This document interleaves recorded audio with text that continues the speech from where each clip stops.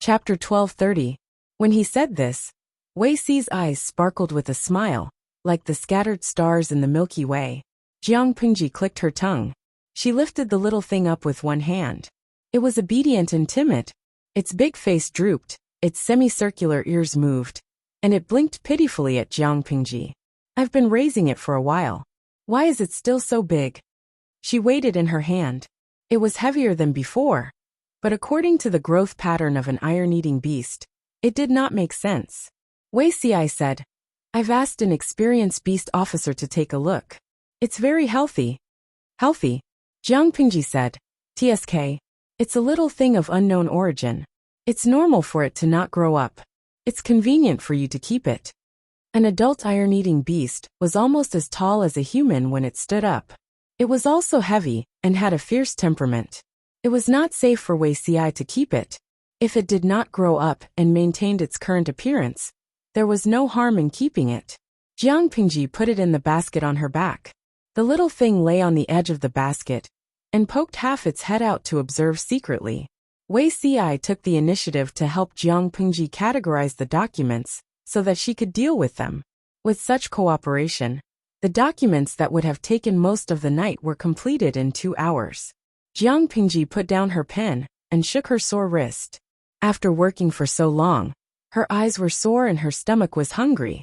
It would be wonderful if a delicious meal appeared at this time. As she was thinking, the fragrance of eggs wafted into her nose.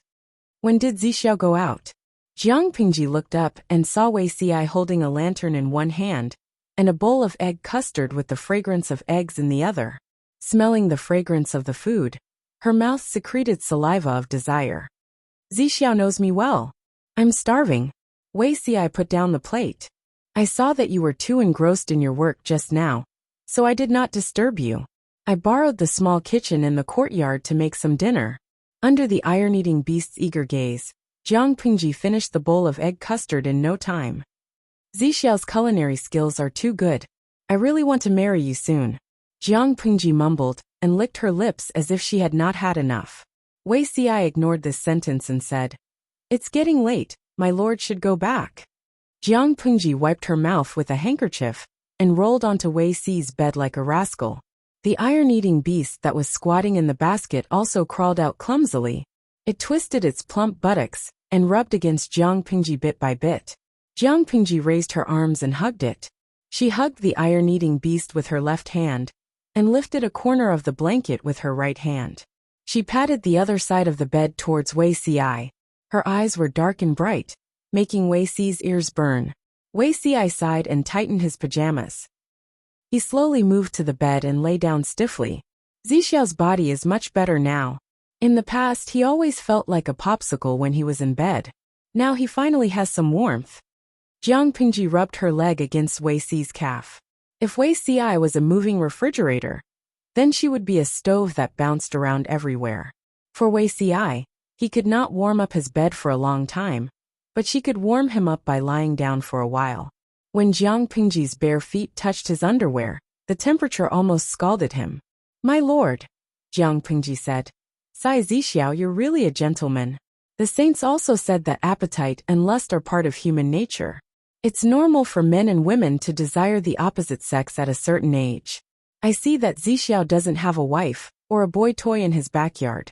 If you have feelings for him, do you still need to rely on yourself? Wei Si's eyes were focused on his nose, and his nose was focused on his heart. He had the posture of an old monk in meditation. He lay flat on the side of the bed in a standard posture and did not move an inch. Jiang Pingji sighed in her heart. Sometimes, she could not help but doubt her own judgment. Which man could remain calm and unruffled in the face of a woman's provocation? Lixiaoyi? That did not exist. Jiang Pingji could not help but feel her hand down. Wei Si was so scared that his face turned red. My lord, Jiang Pingji said innocently, I'm worried about your body. Wei Si was speechless. He already had 2 children in his previous life. There was nothing to worry about. Although Wei Si looked relaxed, he actually used a great deal of willpower to restrain himself. He said, You still have government affairs early tomorrow morning. My lord, you should rest early and recuperate. Jiang Pingji secretly rolled her eyes. Sometimes, she wished that she was not a nuisance and did not have to abide by the tens of thousands of federal rules and regulations. Delicious food was close at hand. She could eat it and chew it into pieces if she opened her mouth, but she could not do it because of her principles. Yes, sleep. She felt that maybe Wei Si did not hold back, and she was going to break her own principles. Jiang Pingji secretly carried a basket of documents back to the backyard of the government office at dawn. She pretended to have just woken up and called the maid in to freshen up. While eating breakfast, Jiang Pingji turned on the live stream room on time. The bullet screen was full of "Good morning." Jiang Pingji pushed the door open. The golden sunlight splashed on the ground and shone on people, making them feel at ease. Very good. Continue to be busy, and try to get your annual leave as soon as possible. Jiang Pingji cheered herself on. The civil and military officials in the tent looked disinterested, but Han Yu Xieze and Qin Gong solemnly answered, yes. Haha, annual leave? That did not exist. Feng Zhen, Yang Si, and the other old foxes had long faces. They yawned from time to time, as if they lacked sleep and overused their kidneys. Qiguan Rang also had heavy dark circles under his eyes, but he held a fan to cover half of his face when he wanted to yawn. Feng Jin and Su Ku were also complaining incessantly. As the members who stayed behind to guard the rear, their tasks were not light. Not only did they have to maintain the supply of logistics on the battlefield, but they also had to take care of the development and construction of the various territories.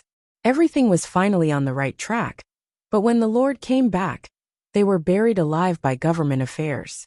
Speaking of which, couldn't the Lord spend the new year outside? Why did she have to come back? Suka's eyes were filled with silence. He had been with the Lord for almost 10 years. Since the earthquake in Dongqing, he had never enjoyed the taste of annual leave. Everyone else was having a reunion and eating their New Year's Eve dinner. He could only quickly eat 2 mouthfuls of rice and continue to be busy. What a **** hole. There was no such thing as an annual leave. Han Yu, who did not know what was going on, rubbed his palms together. Xieze and Qin Gong were also eager to try. The other feudal lords chose spring and autumn to train their troops, but Jiang Pingji was different. Most of the training was concentrated in winter and summer. In winter and summer, there was no rest in the military camp. The training would also enter a high-intensity state. Xieze and Qin Gong, the 2 newly surrendered generals, could take the opportunity to learn more about the unfamiliar military camp system. It would be convenient for them to lead the troops in the future. Qin Gong would lead the troops to Zhe County after the new year in Wanzhou. They would be stationed there for long-term training. According to the current situation, when Jiang Pingji attacked Huangsong, she would have to transfer the troops from Zhe County and Hu County. Qin Gong had a heavy task. He had to put in more effort to prepare. As the New Year's Eve approached, the atmosphere in Wanzhou and other places gradually became more festive. Red lanterns were hung in front of every house. The lively atmosphere warmed the whole winter day. The students of the Golden Scale Academy wore blue and white uniforms with bright red warm coats over their heads. Their little faces were red from the cold wind. Father, why are you here? Chapter 1231. Feng Yi looked at his father calmly. His expression was slightly embarrassed, as if he was hesitating about something important. Father, I only asked for 15 minutes of leave from the headmaster. If you have something to say, please say it quickly to avoid any delays. Addicted to learning, unable to extricate himself. A life without learning was a waste. Feng Yi didn't like to waste precious time on meaningless things. Feng Zhen said, "Isn't the academy going to have its annual vacation? As far as I know, there's nothing for you to learn these days." Feng Yi lifted his eyelids slightly, his tone as calm as ever. Reviewing the old to learn the new, I want to take advantage of this annual vacation to consolidate the knowledge I have learned this year. Only by stabilizing my foundation can I improve further. Feng Yi said, "Also, I secretly borrowed the textbooks for next year from the headmaster. The knowledge in the books is difficult, and I need to spend a lot of energy to read them. Father, if there's nothing important, I'll take my leave first. There's still time to discuss unimportant matters after school." Feng Zhen was speechless. Everything that should and shouldn't be said had been said by this kid. Once again, he doubted whether Feng Yi was his own son. How was this Sirius look like him at all? Feng Jin didn't know if it was an illusion, but he felt like his authority as the head of the family was being greatly challenged. Seeing that Feng Yi was about to get up and leave after bowing, Feng Jin quickly reached out and grabbed Feng Yi's arm. There really is something. This matter concerns my marriage. Do you think it's important? Feng Yi lifted his eyelids, his eyes filled with one sentence. After holding it in for so long, just to say a few useless words? Feng Yi said, Father, you're in the prime of your life, but your backyard is empty. I think we should find a family and add a mistress. Feng Jin already knew that his son was on the same page as him, but he was still worried because he didn't hear it with his own ears. Feng Yi was his only child for many years.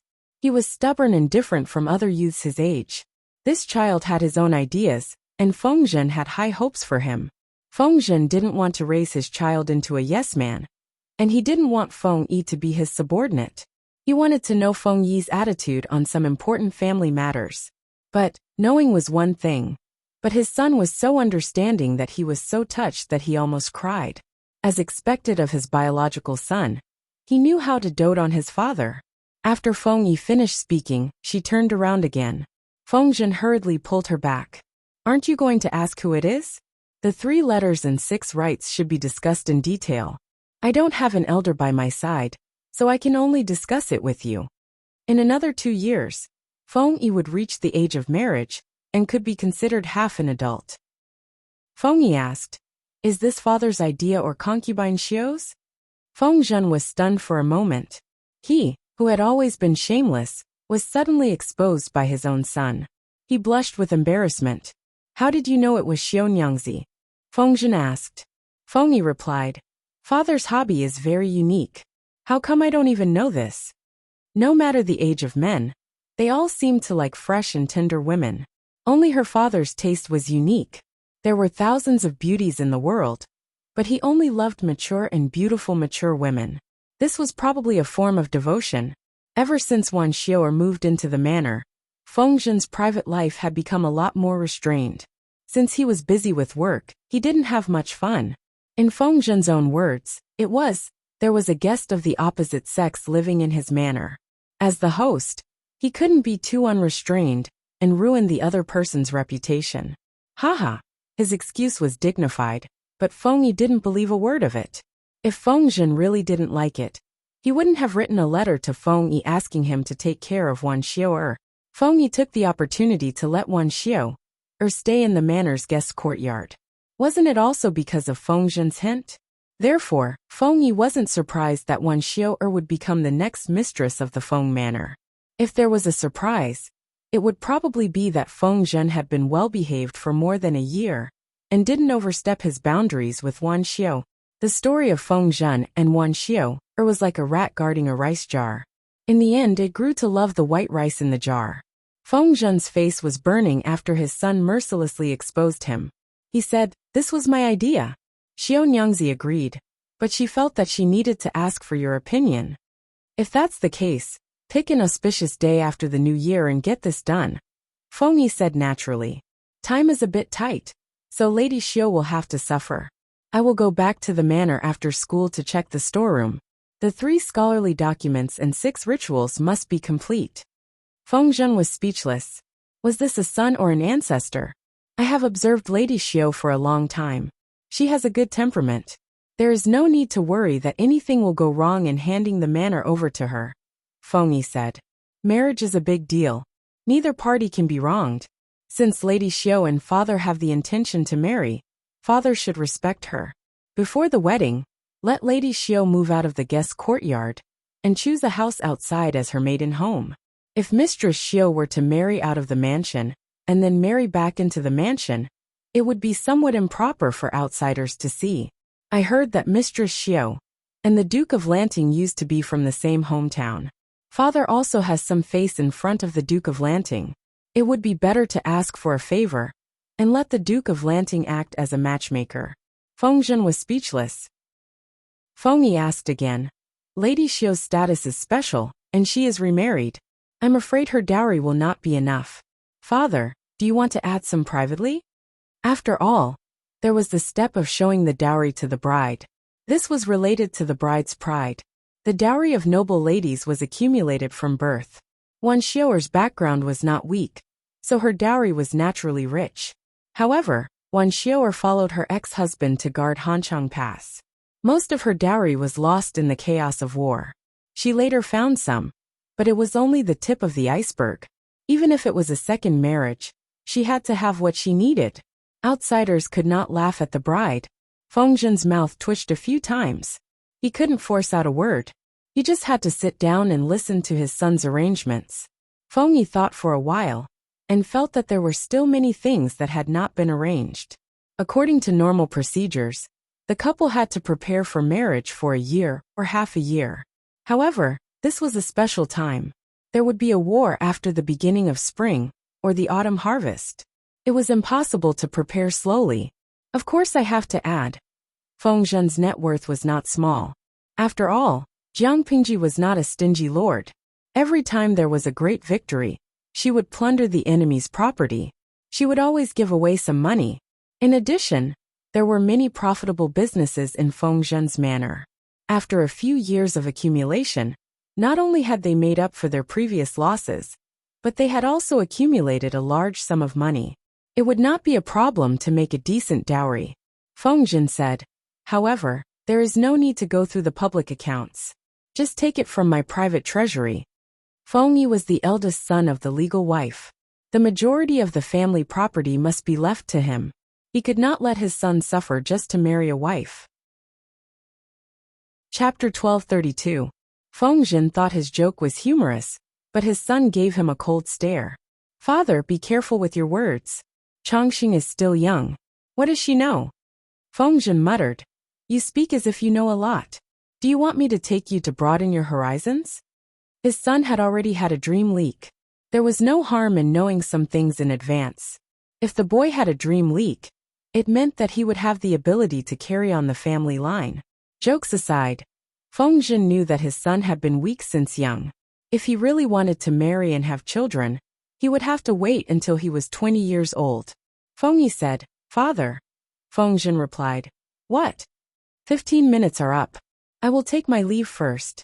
We will discuss other matters in detail when we return to the manor. With that, Feng Yi stood up and left, leaving Feng Zhen with a cool and indifferent back. Feng Zhen was speechless. Asterisk, asterisk, asterisk, asterisk, this is definitely not my own son. Feng Yi walked back to the classroom with light steps. His expression was still calm, and one could faintly see his future glory.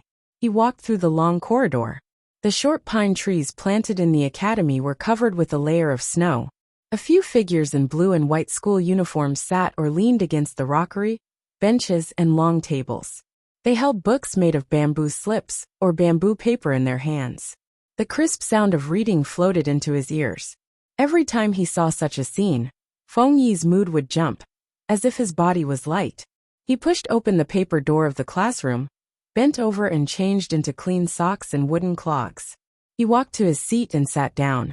Not long after he sat down, a figure also sneaked into the classroom. Why is Uncle Feng looking for you? Changxing opened her textbook to cover her face. On the surface, she sat upright, but she was secretly whispering to Feng Yi. Father and Lady Xiao's wedding is near, Feng Yi replied. Changxing pouted and asked, Is it near? Feng Yi said, When they get married, Lady Xiao will be the mistress. I will call her mother. Changxing was about half a size younger than Feng Yi. No matter how smart and sensible she was, there were many things that she could not understand. But she is not your mother. Is there another mother? Feng Yi said. Yes, but father is more important. Changxing blinked, her eyes filled with confusion. Feng Yi said, My mother passed away many years ago, and my father isn't that old either. When I get married at a young age, don't tell me I'm going to leave my father alone at home. While he was still young, he should find someone to accompany him as soon as possible, so that he wouldn't have anyone to take care of him in his later years. No matter how considerate their children are, they still have another family to take care of, and they are not as considerate as their wives. Now that father has settled down, I can also put one of my worries to rest. Changxing was confused. He already had a mother, yet he had to find another woman to be his mother. Did he really feel good about it? She tried to imagine. If her father brought a strange woman to be her mother, she would definitely be very sad. Feng Yi saw through her thoughts. The person who will accompany me for a long time in the future will not be my father. Similarly, the person who will accompany my father will not be me. Changxing's face was bitter, her baby fat snow-white skin was flushed. Feng Yi couldn't help but poke him, and a small part of his chubby face sunk in. He said, "You'll understand when you're older." Changxing said in distress, "Sigh, I don't want to understand. Brother Feng Yi can help me understand." Feng Yi said, "Okay." School ended on time. Feng Yi first sent Changxing, Sunlan, and Qiguan Jinghui back to their respective mansions. Fortunately, the mansions were very close to each other, and the furthest was only a street away. He returned home before sunset. After returning to the mansion, Feng Yi summoned the butler to discuss his father's marriage. However, these days, I don't seem to see any interaction between the two of them. Why did father suddenly? The butler's face twitched. He didn't know if he should tell his little Langjun about the things of the adult world.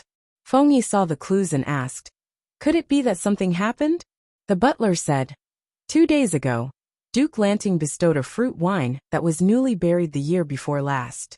Master has been interested in that madam for a long time, so he used this to invite Madame Wan to admire the snow. His original intention was to get closer and talk about family matters. Unexpectedly, the wine was not like ordinary rice wine or sake. It was strong and spicy, and had a strong after-effect. Master boasted that he would not get drunk even after drinking 1,000 cups. He didn't control himself at all, and accidentally drank a little too much. For ordinary sake or rice wine, anyone with a bit of alcohol tolerance would be able to drink 1,000 cups without getting drunk. Although it was called wine, its alcohol content was only slightly higher than plain water. Even a woman who didn't drink could drink 1 or 2 pots. The two careless ones thought it was ordinary wine. The moon was clear, and the snow was alluring. The two of them were tipsy, and there was only a thin paper window between them. Taking advantage of the situation, they rolled together. Although it was a bit unexpected, there was no such thing as integrity in times of war. The two of them were unmarried, so it was normal for them to drive together. Wan Xiu'er wanted to keep this a secret, but Feng Zhen took this opportunity to bring up marriage. Wan Xiu'er was a widowed woman with no relatives or elders by her side, so she could decide her own marriage. Feng Zhen, on the other hand, had a son who was almost grown up. If he wanted to remarry, he had to ask for Feng Yi's opinion. After hearing this, Feng Yi's expression darkened. Ridiculous, entering the bedroom of the opposite sex before marriage, and doing such a thing that tarnished her reputation. Her father was really stupid. The butler was silent, as if he didn't hear Feng Yi scolding his father for being ridiculous. Even if Feng Zhen didn't do well, Feng Yi shouldn't belittle him in this way based on the current situation. After calming down, Feng Yi asked the butler to get Feng Zhen's private account book and the official account book. Marry her as soon as possible, or else it would be bad if someone died. The butler wasn't worried about this. Master only had a little husband after many years of marriage. Because Feng Zhen was born with a weak constitution, it affected Feng Yi. Not to mention that Feng Zhen had been taking hanqi powder for a while. Although he quit and took good care of his body for a few years, it still affected him. Soul imprint? No way. She heard that Madame Wan had some problems with her body too. The chances of these two killing someone were not high. Feng Yi said, "You can't guarantee that you won't have it. A son knows his father best." Based on Feng Zhen's temper, he might do something ridiculous like sleeping in a lady's room when he finally had sex. If he didn't do it once, a few more times might do it. The butler was speechless. What the little husband said made sense. The Golden Scale Academy's annual break was about to begin. Feng Yi had a lot of time every day to prepare for his father and stepmother's marriage. He was so busy that he didn't even have time to rest, making the two people involved seem useless. Wan Xiu'er wasn't as thick-skinned as Feng Zhen, so she was a little embarrassed. Feng Zhen said, "Don't worry. Let him practice now so that he can marry Feng Huayu's daughter in the future. I don't have to worry about him. Wan Xiao'er was speechless. Chapter 1233. Reality proved that the new year after the war was not a good time. Those who were busy continued with their work. Those who had to work overtime continued to work overtime. Only Feng Zhen stood out among the crowd. Yang Si slammed the table loudly. He was so angry that his beard was about to float. I don't care. I want to get married and ask for leave. The entire government office was almost drowned in thick bamboo slips. People had to walk on tiptoes. Everyone was in dire straits. Feng Zhen, the old and frivolous fellow, had gone to busy himself with wedding matters after giving the Lord a slip. Why? Was he discriminating against married and unmarried people? Yang Si saw that Feng Zhen was staying at home and not busy at all. He felt unbalanced. Feng Zhen held a plate of dried fruits in one hand and a thin, long, bamboo toothpick in the other. He poked a piece and threw it into his mouth. He said leisurely, "Jingrong, the walls have ears.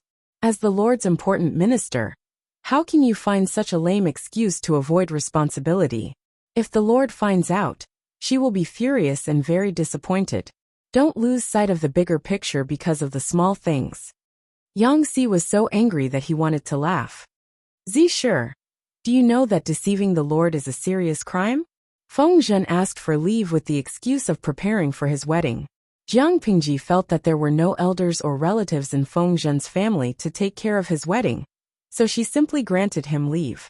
Not only did she let him take this year's leave, but she also generously lightened Feng Zhen's burden and pushed the burden on others. With one less main labor force, wouldn't the burden on others be heavier? The most optimistic estimate was that many people would be busy until the morning of New Year's Eve. If they took a little more time, they would still have to stay in the study to fight after New Year's Eve dinner. The houses of Jiang Pingji's civil and military officials were close to each other. Most of them were in the central area. They were either neighbors or separated by 1 or 2 streets. Yang Si and Feng Zhen lived close to each other. The former took the time to check on the latter's preparation progress. He didn't know if he didn't care, but he was shocked when he did. Where was Feng Zhen, who was rumored to be so busy that he jumped up and down? Who was this lowly person in front of him leisurely lying on a small couch in front of an open window, drinking sake and tasting dried fruits? Feng Zhen said he was taking leave to prepare for his wedding, but in the end, he was secretly sleeping in and hiding. If this wasn't deception, what was? In the face of Yang Si's threat, Feng Zhen was not the least bit intimidated. Instead, he smiled faintly and said, "Zhen did not lie to my lord." Yang Si asked, "You're resting here. Who's busy with your wedding?" Feng Zhen puffed out his chest proudly and said, "Who asked me to have such an intelligent and capable son? A son should be like this." Yang Si.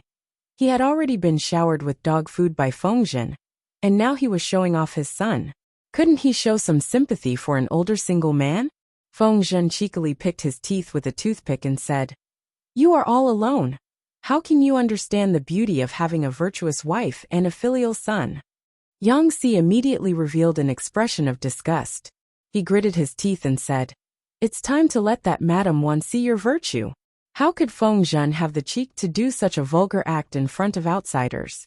Feng Zhen said, "In the future, when it's fun in the bedroom, you'll naturally see it.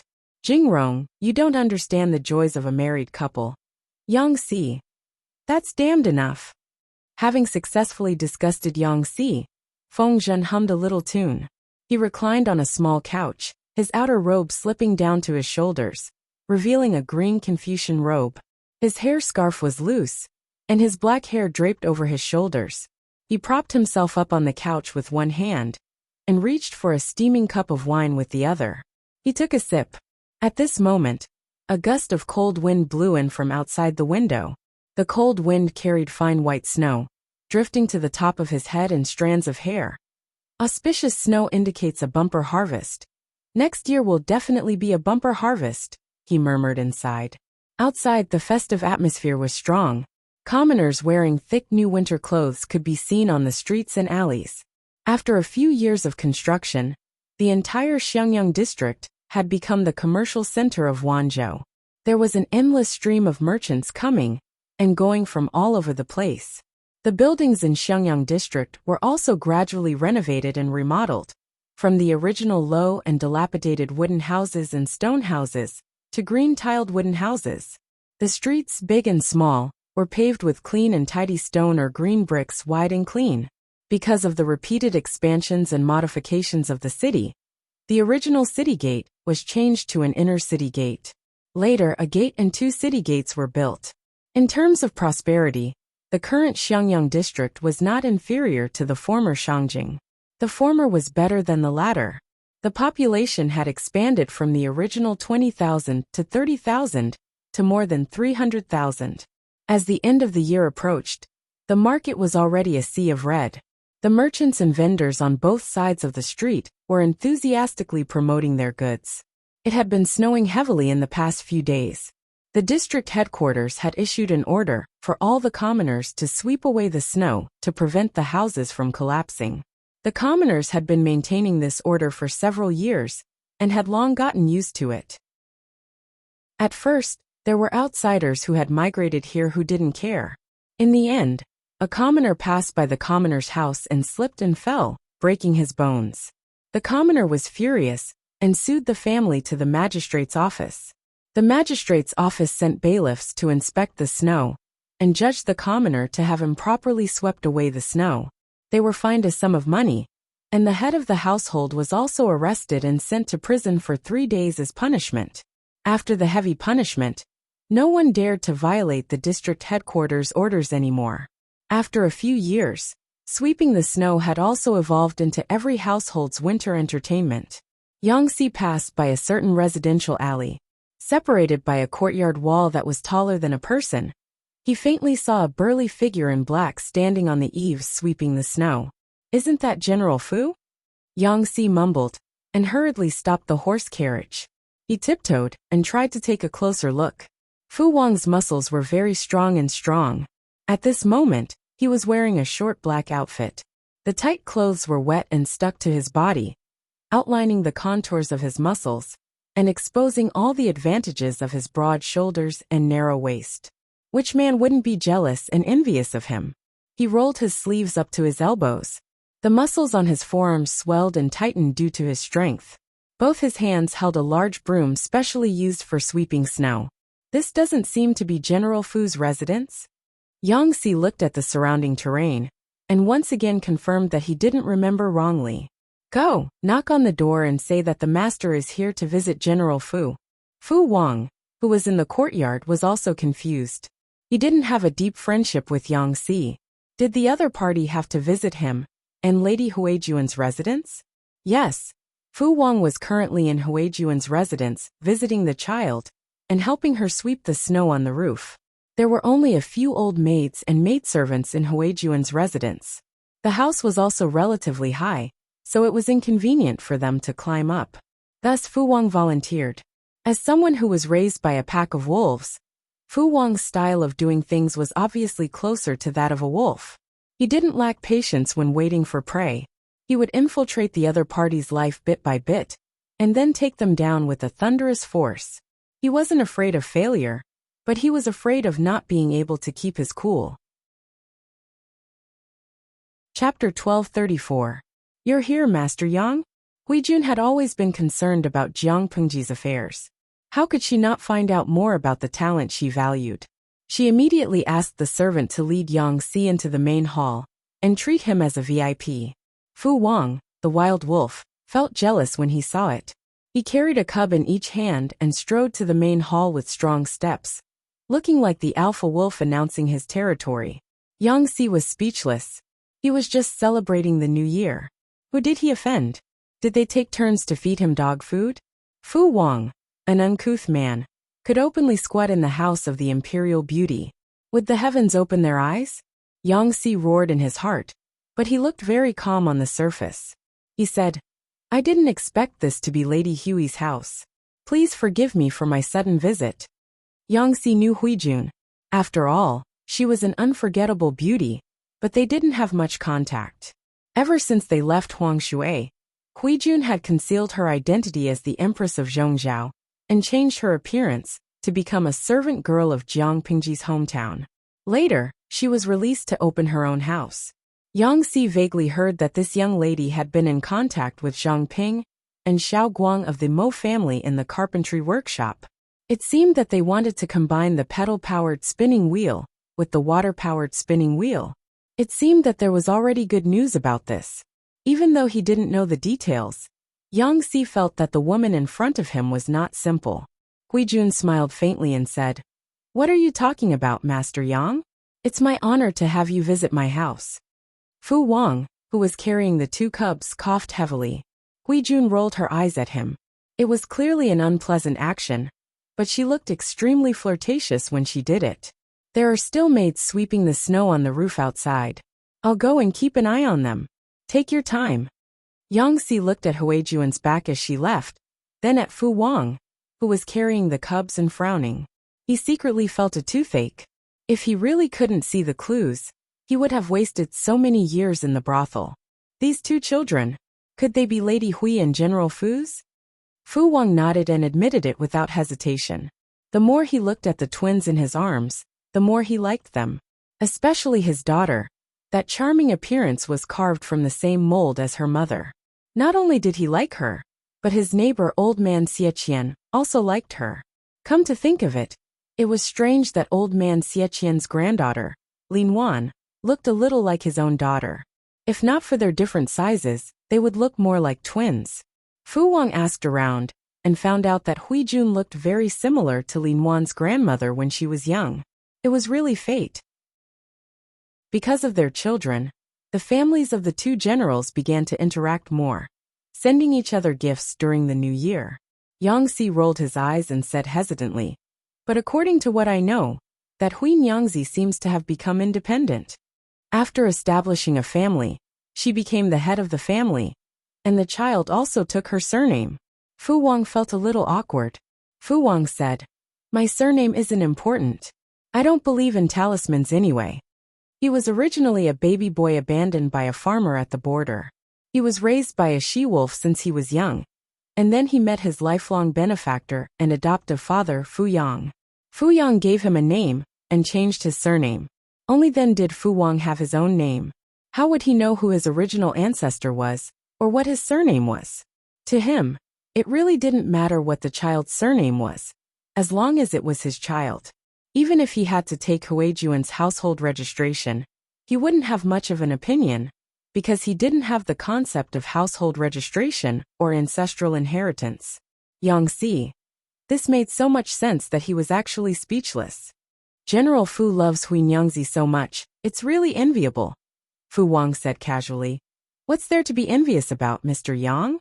As long as Mr. Yang is willing to nod, how many daughters of good families would be willing to follow you?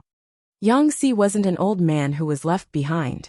He was clearly a member of the Dink clan, who had no intention of starting a family. When Fu Wang said that, Yang Si's expression revealed a trace of unnaturalness. Mr. Yang, could it be that there's something difficult to say? Fu Wang asked carefully, as if afraid of touching on Yang Si's sore spot. Men who were unwilling to get married or take a wife most likely had yang deficiency syndrome. Should we find some doctors to take a look? It's not good to hide one's illness for fear of treatment. Without waiting for Yang Si to reply, Fu Wang said, I know a few strong folk prescriptions. Would Mr. Yang like to try them? Yang Si, looking at Fu Jingta's dignified appearance, tall and strong, he actually needed some strong folk prescriptions.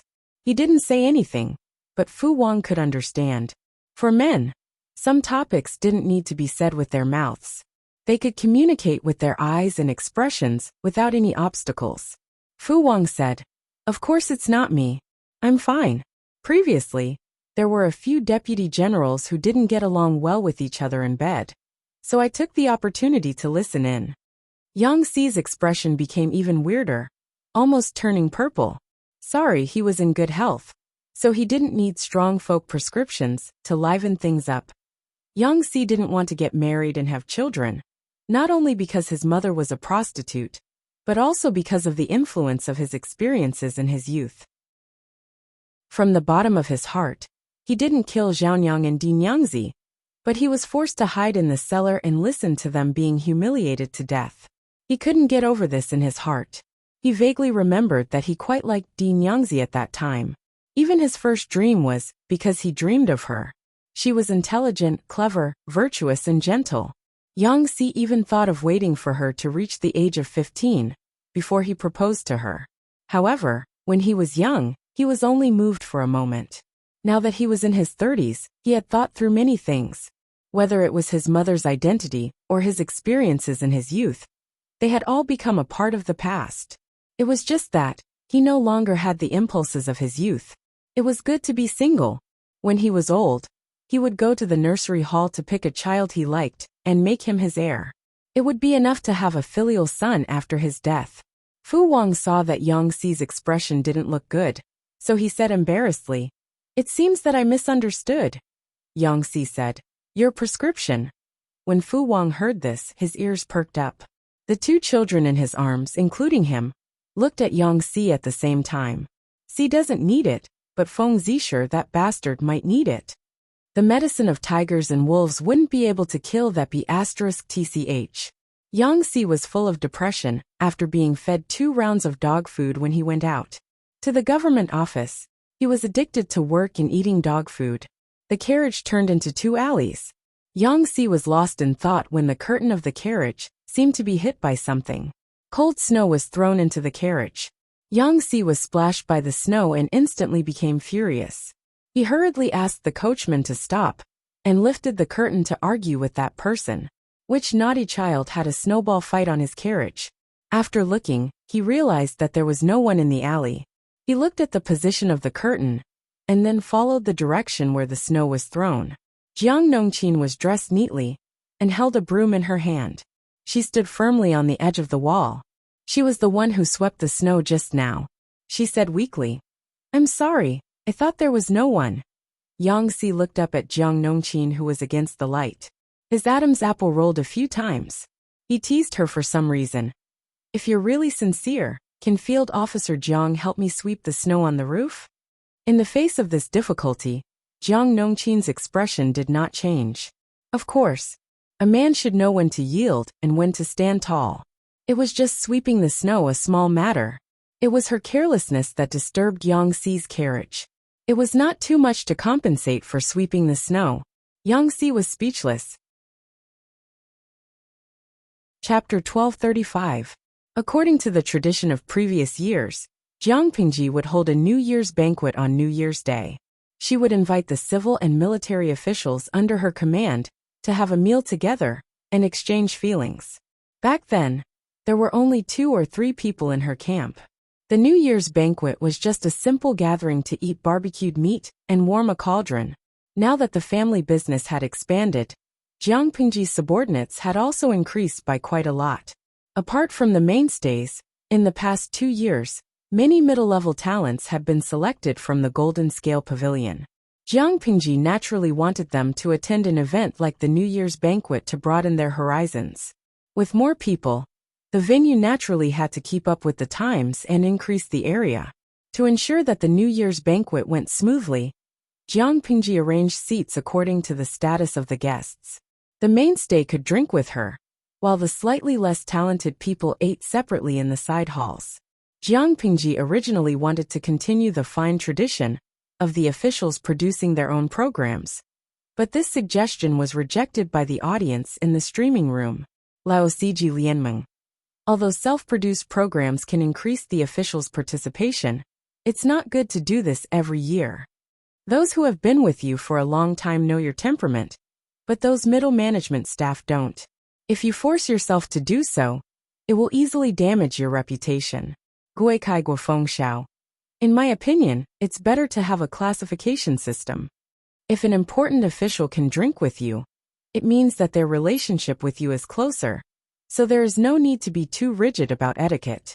Since they were all on the same side, it was fine to let them perform on their own. You don't have to specially arrange singers and dancers for those who are arranged for the banquet. It's better to choose folk artists. This way, it'll be more approachable to the people. Jiang Pingji did not like spending money on singers and dancers. Such an extravagant and depraved life did not suit her style. If she had to make an exception for a group of middle-level personnel, she would not feel comfortable. The audience in the livestream room brainstormed and came up with a compromise for her. Not only could it make the subordinates more friendly to the common people, but it could also clearly distinguish their status and stimulate their fighting spirit. A lord who was kind to her subordinates was not a good lord. While being kind to her subordinates, she also had to let them understand the difference in status and intimacy. Jiang Pengji had the same idea. The suggestion from the audience in the streaming room was exactly what she wanted. If that's the case, then let the theater choose a few plays that are lively, festive, and friendly to the people, Jiang Pengji added. It'd be best if it's a new show. The power of Wanzhou flourished, and the entertainment industry prospered along with the growth of the economy and population. With Jiang Pengji's permission, Wei Xi vigorously developed novelists and related industries, using entertainment methods to control public opinion. After several years of implementation, the results were remarkable. The people of Wanzhou had been ravaged by Wei Xi's great method of brainwashing through public opinion, and they had long regarded her as a god. Didn't you see that countless men and women yearned for Jiang Pengji's favor day and night? As the leader in this field, Wei Xi had to take on this task. If not for the fact that Wei Xi was an ancient person, the audience would have suspected that he was a time traveler. This kind of method was not rare in the current era of the live stream viewers, but in an ancient era where entertainment was scarce, it was terrifying. However, Wei Xi had struggled for so many years, and the entertainment industry was still thriving because of him. After a few years, not only did Jiang Pengji not have to pay for it, but Wei Xi also earned a large sum of money for Jiang Pengji's private treasury every year. In the past, no one would waste effort in this aspect, so Wei Xi's torment did not cause suspicion, or rather, they did not think that the entertainers on the streets, the storytellers in the tea houses and taverns, a group of lowly people, could influence public opinion. They did not even dare to think about it. They disdained to deal with entertainers and despised this group of people. Naturally, they did not think that they were potentially terrifying. The previous means of public opinion was at most to make up a ballad and spread it through the mouths of hooligans, ruffians, and children. Wei Xi's organized and disciplined method of criticism was a magnificent feat that had never been done before. Wei Xi said, "If it's a new play, it's better to let everyone watch it together, so as to avoid favoritism." Jiang Pengji thought about it, nodded, and responded, "What you said makes sense." Passed down the instructions to let the theater prepare for the new play. The entertainment industry was gradually taking shape, and many other industries were spawned. Seeing this, Wei Xi simply introduced the official theater troupe. What was a theater troupe? It was equivalent to the Pear Garden that the audience was familiar with, and its form was similar to actors. The entertainers acted with the novel scripts given by the officials, and at the same time, they could enjoy the basic salary given by the officials. If the people gave a lot of tips, the entertainers could also get a share of the tips.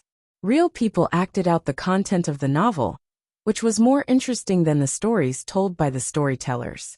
Every time the theater troupe set up the stage to perform, the surrounding area of 100 feet would be tightly packed with people, and it was very lively. The people of Wanzhou waited for the new play, just like the audience in the streaming room, waiting for the online novel to be adapted into a movie. It was painful and happy. However, the former did not have as rich an entertainment life as the latter. The entertainment industry in Wanzhou was under the control of the officials, so the people had no choice. It was good enough that their favorite novel could be adapted into a theater, so the people ended up watching it with relish and completely forgot about themselves. Jiang Pengji was busy with government affairs while arranging the New Year's banquet. She was so busy that she had almost no time to rest. It was the first time that Han Yu, Qin Gong, and the others participated in the New Year's banquet, so they did not know many of the rules. They could only ask the experienced people in private. Those who have families bring their families, and those who don't bring their stomachs. The New Year's banquet is for fun, so there's no need to be as cautious as usual. Yang Xi smiled and said, "Let's not talk about other things. The dishes of the New Year's banquet held by the Lord are different every year. I heard that there will be fruits and vegetables this year. In winter, most people ate meat or wild-dried products. Vegetables and fruits were almost delusional. Fruits and vegetables? At this time of the year? Han Yu was skeptical about Yang Xi's words. He had cheated Yang Xi before. But who could guarantee that the narrow-minded Yang Xi would not dig a trap for himself? I heard that it was Zhang Ping and Xiao Guang from the woodworking workshop who came up with it. You know that the weather in the north is cold, and the barren Beiyuan is freezing all year round. In order to resist the severe cold, the people gathered their ideas and came up with a good idea. That's how the heating bed came about. Yang Xi said, "This thing can make the room as warm as spring, and it can also make the spring and summer fruits and vegetables ripen in winter. It's a pity that it's a little expensive." Yang Xi was a foodie, and he was very picky. Eating fruits and vegetables in winter was something that he dreamed of. Now that his wish had come true, he naturally raised both his hands and feet in agreement. Han Yu frowned. Not going with the flow of nature, not in season, and it's not harmful to eat them? People believed that there must be demons when something abnormal happened. Wasn't it evil that the fruits and vegetables did not ripen in the right season? Confucius once said, "Don't eat when it's not in season," which meant that they would not eat when it was not in season. Chapter 1236. Yang Xi said, "You won't die from eating them. They're all the same. It's just that the season is different. My Lord wants to do things that ordinary people can't do. Fruits and vegetables that are out of season are naturally included. Moreover, it's hot and dry after winter. Consuming too much dried meat is harmful to one's health. If there's something wrong with fruits and vegetables that can warm the Kong, it's because it's too much manpower and nothing else." Yang Xi's words reminded Han Yu of what Jiang Pingji had said when she tried to recruit him. Her lord's ambition was to create a world that others couldn't imagine. What was eating fruits and vegetables that were out of season considered a big deal? Maybe it was just an appetizer. Han Yu said, "I'm not worried about that.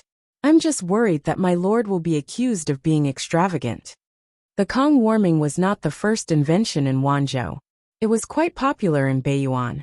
However, those who could afford it were mostly wealthy families. Ordinary people could only dream about it. With the Kong warming, the technology of the greenhouse was naturally not far behind. According to historical records, the technology had been around for hundreds of years. It was specially supplied to the royal family.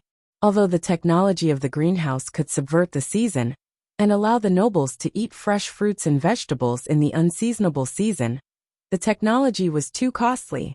There was once an emperor who thought it was too extravagant and ordered it to be banned. Over time, the technology gradually became history, rather than saying that the people were going against the season, and there must be something wrong when things are abnormal. It was better to say that the greenhouse was too extravagant. Scholars also cared about their reputation. To say that the greenhouse was too extravagant was a direct slap in the face to their immediate superior. Therefore, they took a different approach and changed their argument. "Is my lord still considered extravagant?" Yang Xi laughed. "Don't worry, Wenbin. Xiao Yu said that all the expenditures for the greenhouse will be from my lord's private treasury. My lord just wants to have a good New Year's banquet, so that everyone can eat fresh fruits and vegetables in winter. It's not as serious as you think. If someone thought that the fruits and vegetables that were out of season were poisonous, then don't eat them." Anyway, Yang Xi was ready to eat to his heart's content. Han Yu could only be speechless. As long as my lord was happy, the New Year's banquet was held as scheduled. Early that morning, Wei Ci dug Jiang Pingji out of her bed. The maidservant helped her change into the 9-chapter royal robe that had been prepared. Jiang Pingji wore a heavy imperial robe with 9 stripes. She ascended the gate of the inner city to offer sacrifices and pray for blessings. The crowd below the city shouted at her. 9 imperial robes, black and crimson robes, coral pendants, jade ornaments, and a sword. If it weren't for the fact that their clothes were different, the commoners would have shouted, "Long live the emperor." Even though he didn't do so, the commotion that was like a tsunami made people's blood boil, and goosebumps spread all over their bodies. After the worship to the heavens, the day's celebration officially began. During the day, the market was already bustling with noise and excitement. At night, the streets and alleys were filled with people jostling each other. The lights were brightly lit like fireworks. Some were wearing costumes and walking on stilts. Some were dancing cheerfully. Some were beating gongs and drums and humming tunes. There were lantern festivals everywhere in the city. Vendors were carrying their goods and walking through the streets. Children were playing and laughing. No matter how virtuous the scholars were, they couldn't help but walk into the crowd when they saw such a lively and prosperous scene. It was very lively outside. The New Year's banquet that Jiang Pingji had carefully prepared was about to begin. The year before there was a war. Many people spent the New Year's banquet outside. This year, her power was on another level. Jiang Pingji only needed to put on a dragon robe before she could ascend to the throne. The meaning of this New Year's banquet was particularly different. Su Ko, Qi Guanrang, and the others brought 1 or 2 family members to the designated seats. Those who had wives brought their wives, and those who didn't brought their sons, daughters, or grandchildren. If they didn't have either, well, they would come with an empty stomach like Yang Si. In this kind of formal occasion, no idiot would bring a concubine, who could not even be seen in the backyard to cause trouble. Jiang Pingji sat at the table and looked down. She was instantly amused.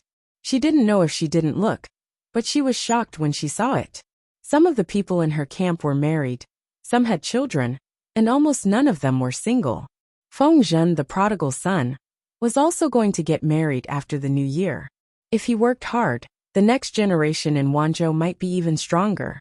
Jiang Pingji was not only the lord, but she was also the elder of this group of children. She asked someone to distribute all the red envelopes that had been prepared in advance. It was counted as the children's New Year's money. Each red seal was filled with a nude piece of gold, which the goldsmith had made into various charmingly naive animals, which were very pleasing to the eye. The group of children, led by Feng Yi, uniformly greeted Jiang Pingji for the new year. Happy New Year! Blessings rose and fell, and many of the children stuttered. However, their childish voices were pleasing to the eye. Happy New Year, all is well.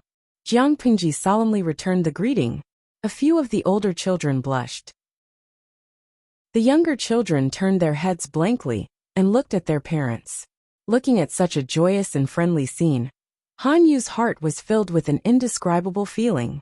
For this New Year's banquet, he brought his wife and his eldest legitimate son.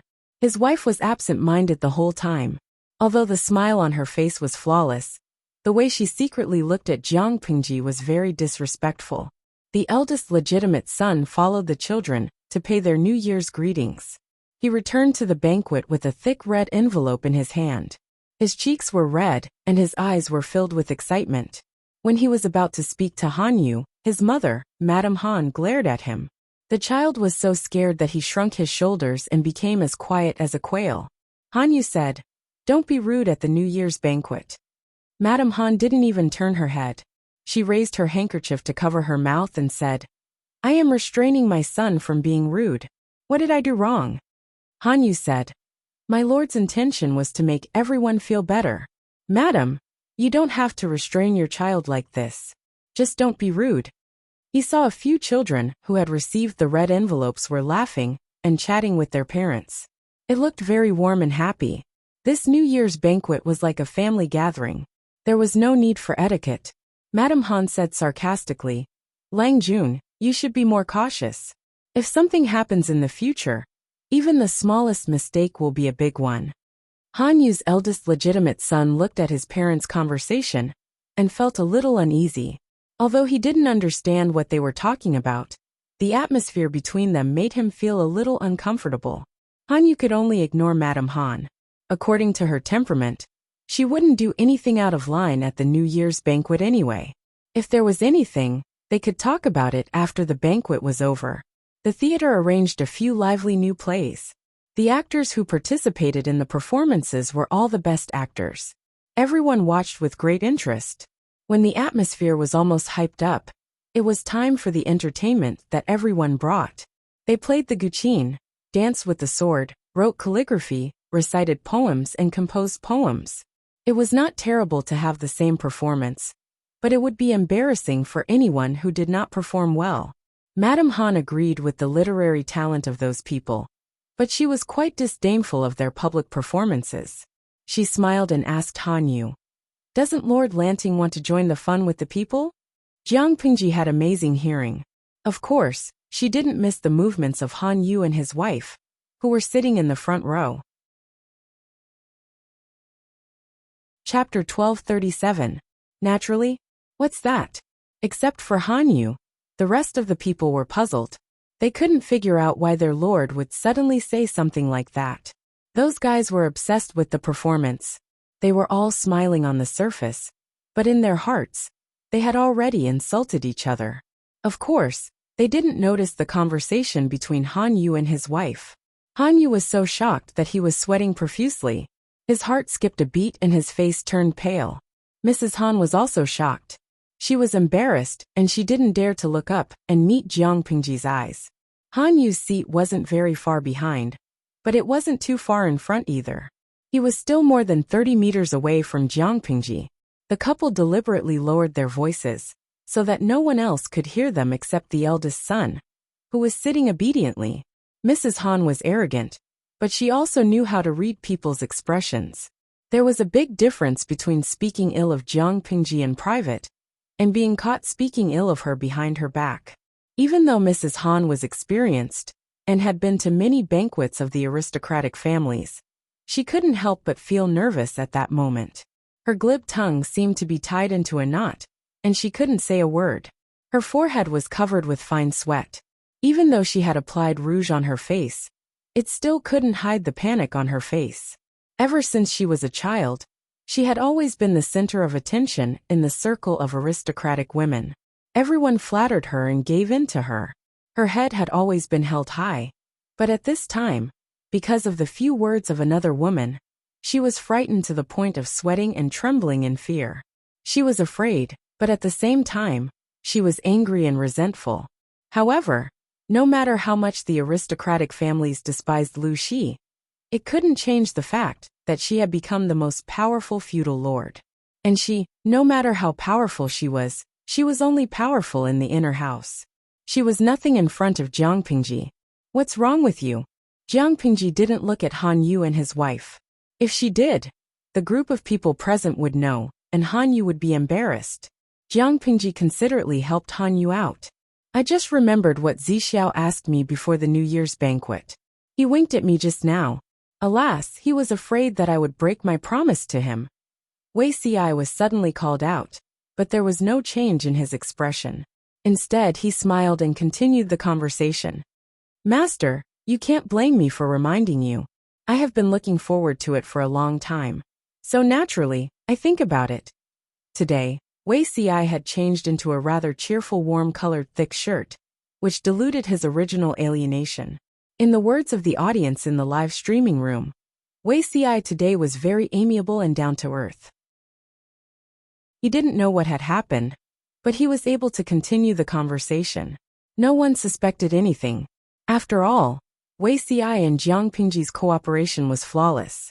Except for Han Yu and his wife, no one knew what was going on. On the contrary, a few civil officials sitting on the counter vaguely sensed something. After all, no matter how fast Han Yu and his wife reacted, there were still traces left behind. Qiguan Rang retracted his gaze. His brows furrowed imperceptibly. Coincidentally, his hand was empty. He looked down.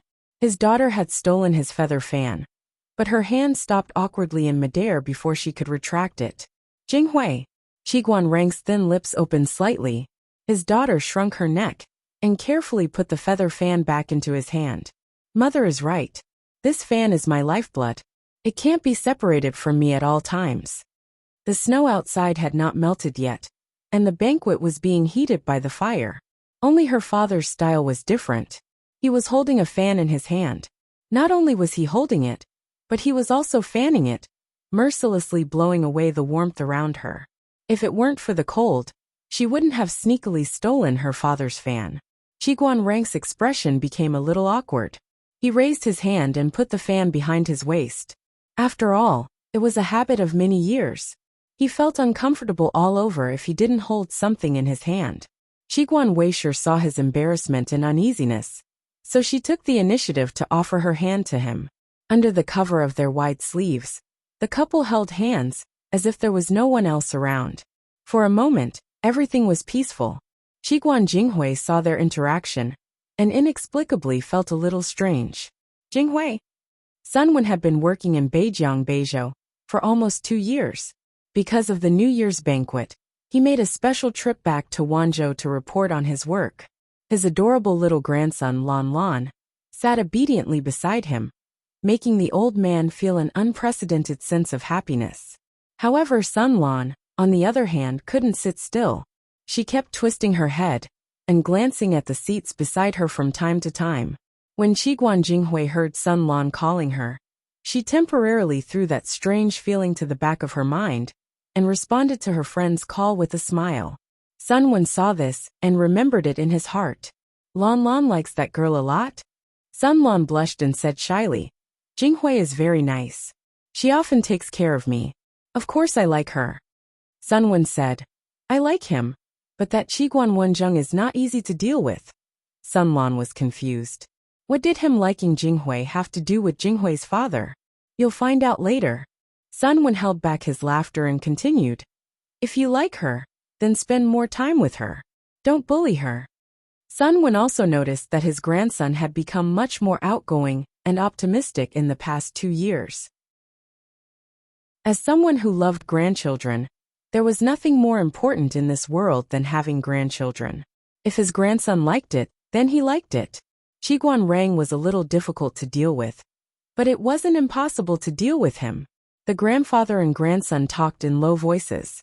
Shiguan Rang, who was some distance away, seemed to have sensed their conversation. He glanced at them from the corner of his eye. At that moment, Shiguan Rang heard his lord say something. For today's performance, I still need to borrow something from Zixiao. Shiguan Rang's attention immediately returned to the banquet. His lord got up from the banquet table and seemed to want to perform something. Jiang Pingji wanted to borrow something from Wei Ci. How could he refuse? With the green light all the way, Jiang Pingji successfully borrowed Wei Ci's flute and his daughter. Everyone was confused. When did Wei Ci have a daughter? He didn't even have a wife. Could she be an illegitimate daughter who was tossed around during the war? A few insiders looked at Wei Ci and then at their lord. They were afraid that the New Year's banquet would turn into a battlefield. Wei Ci was surprised at first. Then he revealed an indescribable expression. His ears turned red at a speed that was visible to the naked eye. Wei Ci had once teased that the iron-eating beast was Jiang Pingji's daughter. Now that Jiang Pingji teased him back in public, didn't that mean that the iron-eating beast was their daughter? Others didn't know the details, and were purely watching the show. As an insider, Wei Ci felt as if he was sitting on pins and needles. He was teased in public, and he was so embarrassed that he didn't want to show his face. Not long after, a servant girl came up with a black and white ball. The ball's black and shiny eyes were pure and clean. As soon as it landed, it wiggled its buttocks and quickly crawled toward a familiar person. Jiang Pingji smiled as she took the jade flute. Feng Zhen and the others saw the situation and were suddenly enlightened. They suddenly remembered the battle with the Gaiwa clan in Song Prefecture. Their lord's flute music could be said to be heavenly. Although she could tame beasts, their lord's musical talent was really unflattering. If she played music in public. Chapter 1238. Jiang Pingji giggled and said, I'm having fun with the people today. If I don't play well, please don't mind. Everyone. Was there still a need to say it? Didn't he know how good his lord's flute skills were? Jiang Pingji placed the jade flute to her lips and played a cheerful tune. She might not be good at anything else, but her ability to imitate and memorize was top-notch. Ever since the battle with the Gaiwa clan ended, Wei Ci had taught her how to play the flute in private. After all, she couldn't just play it randomly every time, right? Jiang Pingji was a busy person. She did not have much time to learn. So far, she only knew one song. Even if he only knew one song, he would barely be able to deal with it. Everyone and the 850,000 salted fish in the live stream were already mentally prepared for the demonic music to pour into their ears. But to their surprise, the flute music wasn't unpleasant at all. While the others were dumbfounded, Wei Si smiled faintly. Although her skills were mediocre, his lord knew how to tame beasts, which added a lot of color to the song. As the sound of the flute rang out, the iron-eating beast that had burrowed into Wei Si's arms seemed to have been summoned by something. Its huge face was filled with confusion. The crowd watched as it held a plate of fruits with its 2 front paws and walked on its 2 hind legs. It circled around Jiang Pingji with each step it took. As it circled, it used its hind legs to beat the beat and hummed a tune. When the tune ended, the iron-eating beast seemed to have gained intelligence. It nodded and bowed to Jiang Pingji. It held the plate of fruits high up and presented it to her in a pious manner. Jiang Pingji did not take it, so it put the fruit platter down. "You may leave." The iron-eating beast seemed to understand her words.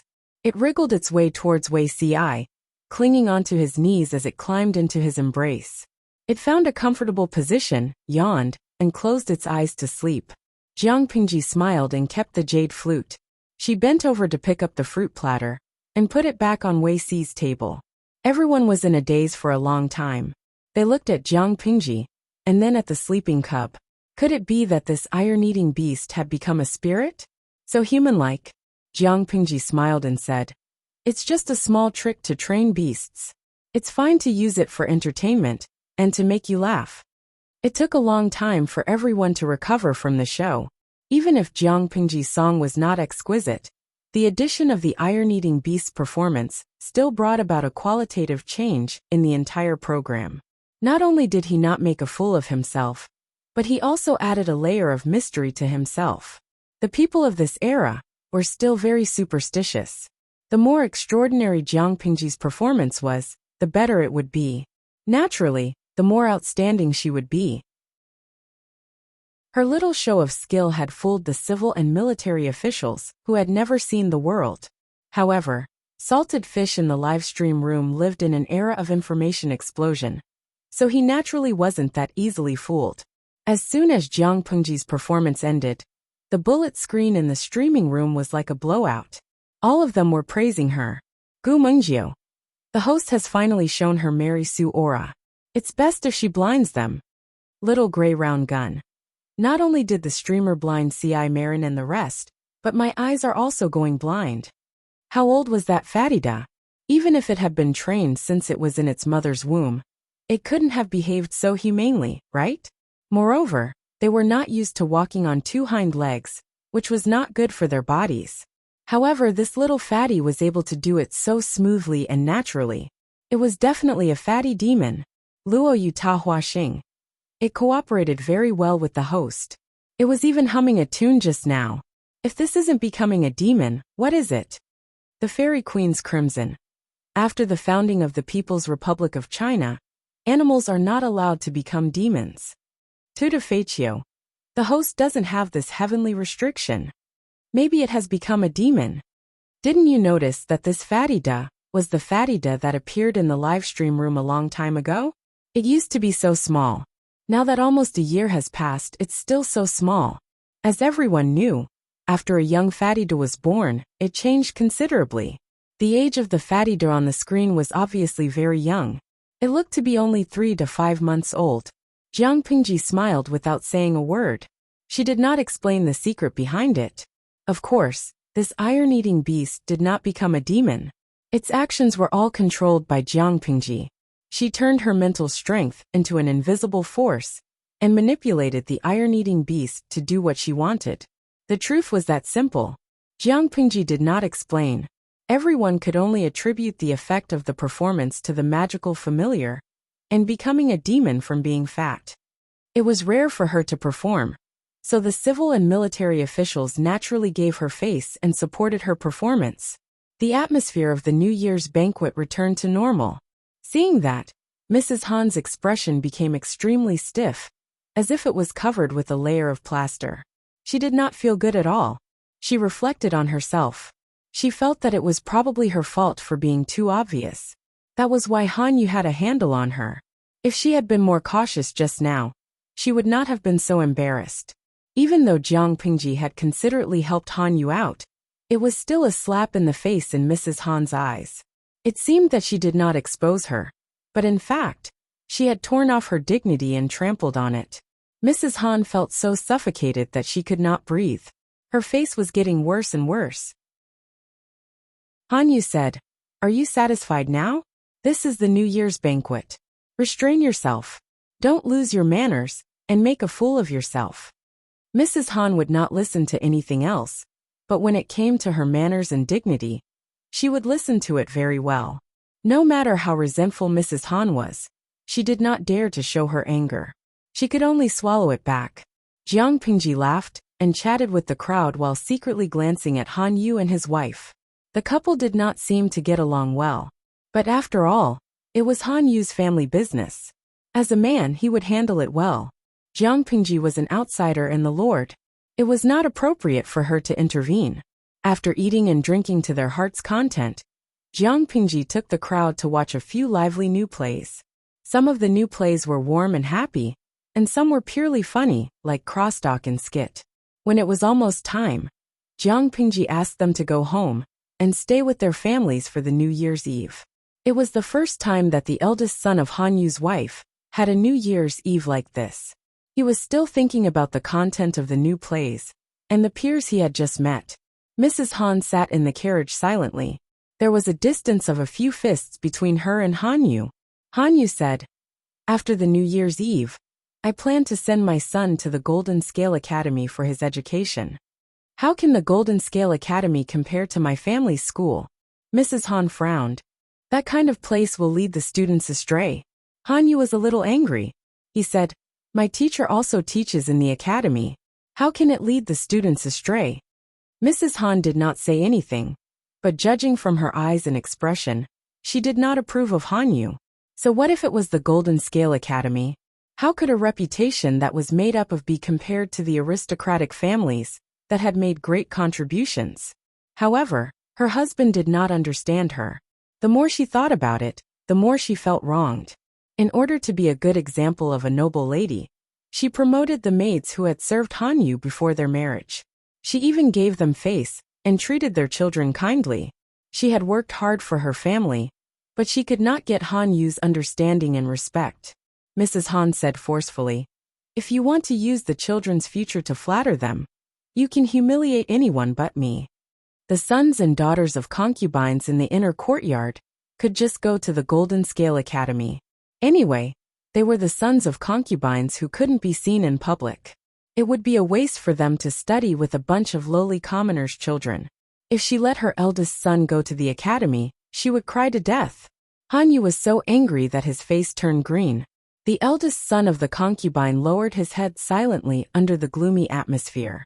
He did not dare to look at his parents. "You are not allowed to be willful and mischievous," Mrs. Han sneered.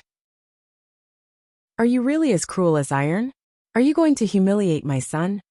Han Yu said, "I am not humiliating him. I love him dearly. Why would I harm him?" Mrs. Han was disheartened. She was so angry that she and Han Yu lived separately. She left the father and son to stay up for the New Year's Eve and went to bed early. Han Yu let out a long sigh, but he could not do anything to his wife. "When you go to the Golden Scale Academy, treat your classmates with courtesy. Do not be arrogant." Han Yu gently reminded his eldest son during the New Year's Eve. The eldest son was gentle and obedient. Chapter 1239. After the beginning of the new year, happy events came one after another. The most exciting event was Feng Zhen and Wan Xiuer's wedding. This pair was really beyond everyone's expectations. After all, who didn't know what kind of person Feng Longzi was? Everyone heard that Feng Zhen was getting married, but many people thought it was just gossip. After all, Feng Zhen's image as a prodigal son was deeply ingrained in people's hearts. Everyone would rather believe that a sow climbed a tree than believe that Feng Zhen would change his mind. Especially the middle-level newcomers recruited by the Golden Scale Pavilion. They had a deep understanding of this. When Jiang Pingji dealt with Su Bei last year, Feng Zhen stayed behind to guard the rear. The new recruits would have to interact with Feng Zhen and the others. Putting aside his ability to get things done, Feng Zhen's image as a prodigal son was deeply ingrained in everyone's hearts. Many of the new recruits hadn't even familiarized themselves with the affairs of the city, But they had already heard rumors about Feng Zhen making a scene at some wine shop. How rare was this? Was there anyone in this world who could take in this prodigal son? The old official did not move, but the new official could not suppress his curiosity. He raised his head in anticipation, waiting to see what kind of fairy the bride was.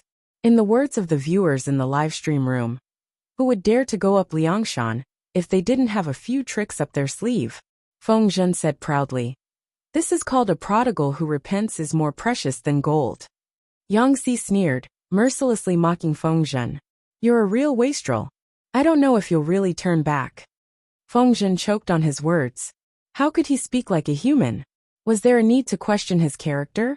A spit and a nail, a promise as heavy as Mount Tai. If he said he would turn back without any hesitation. Feng Zhen resisted the urge to roll his eyes and strangle Yang Si. He gritted his teeth and said, We're about to get married. Can't you say something nice? Although he was a romantic, he was not a man without family responsibilities. It was fine to fool around before marriage, but after marriage, it was time to turn over a new leaf. He and Feng Yi's mother had been in love for a while after they got married. If it wasn't for the early death of his first wife, Feng Zhen wouldn't have completely let himself go after her death. Although he was unrestrained, he was only unrestrained and not a scumbag. The relationship between a man and a woman was about compatibility. A melon that was forcefully twisted would not be sweet. Mutual consent was the way of the king. He still had this bit of moral integrity. Seeing that Feng Zhen's explanation was logical, Yang Si could only respond with a cold huff. Could he say that he was very unhappy? Feng Zhen, that little b*tch, had found an honest man to take over his business. Now he had a wife, a son, and a wife. He was a winner in life. Why was he still alone?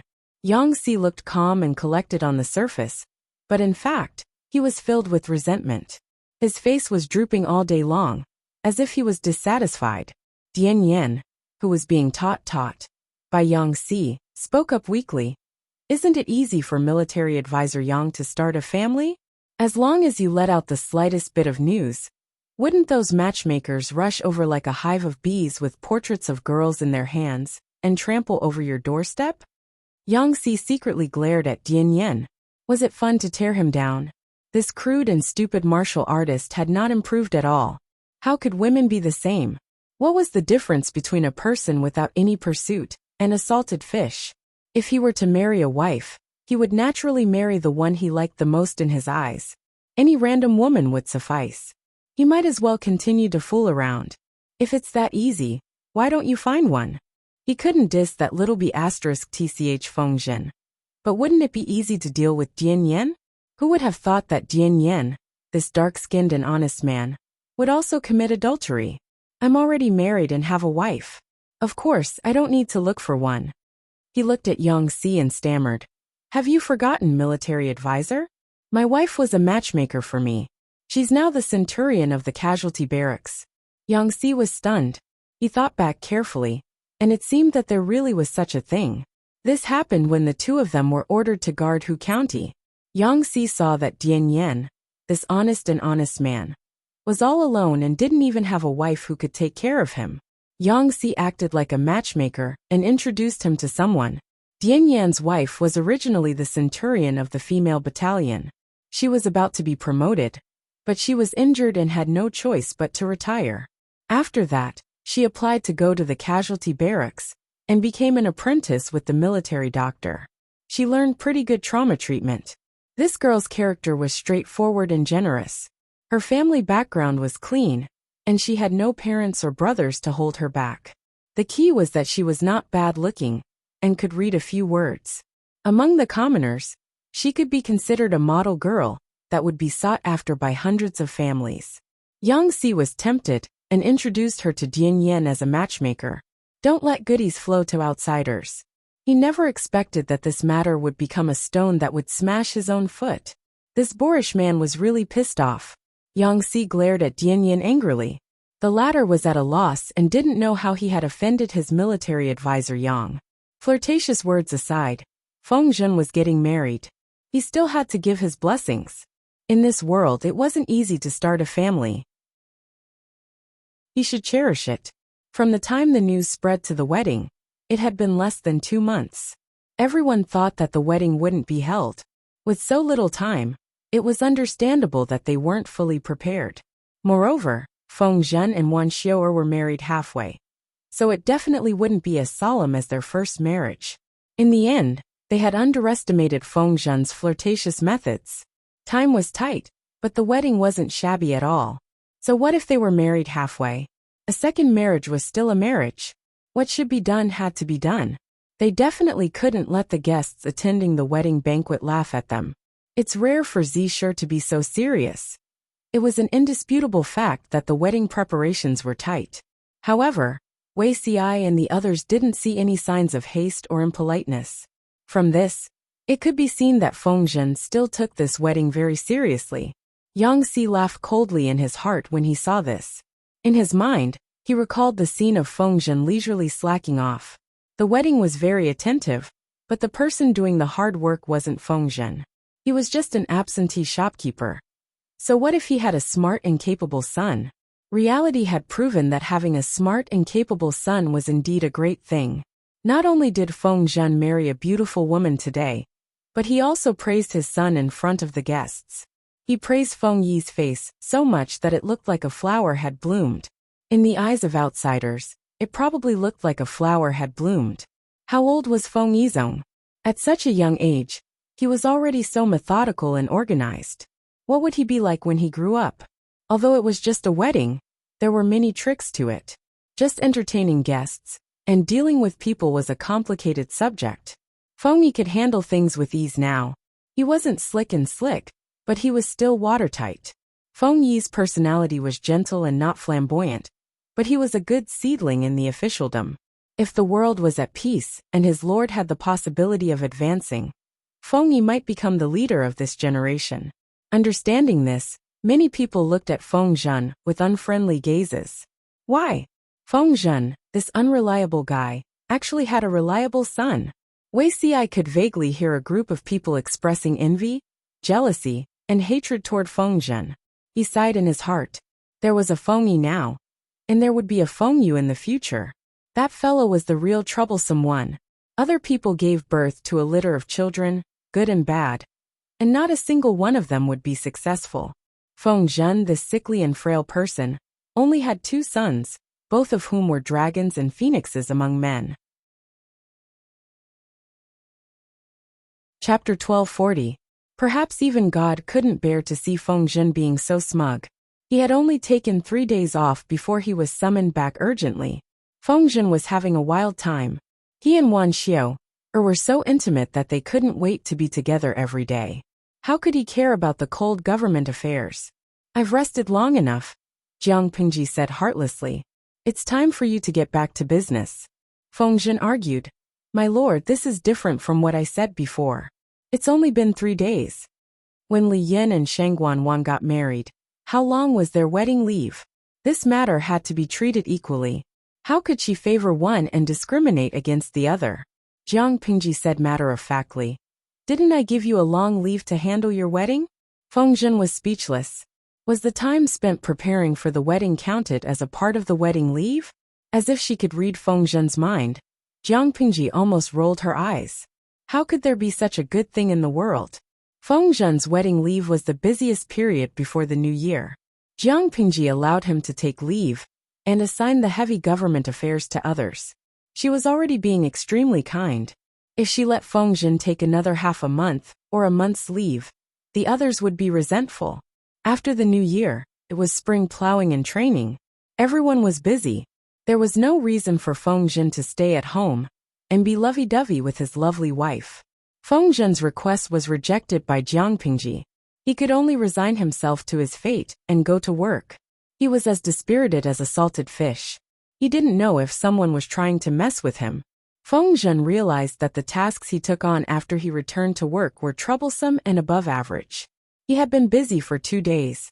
The dark circles under his eyes that he had painstakingly disappeared reappeared.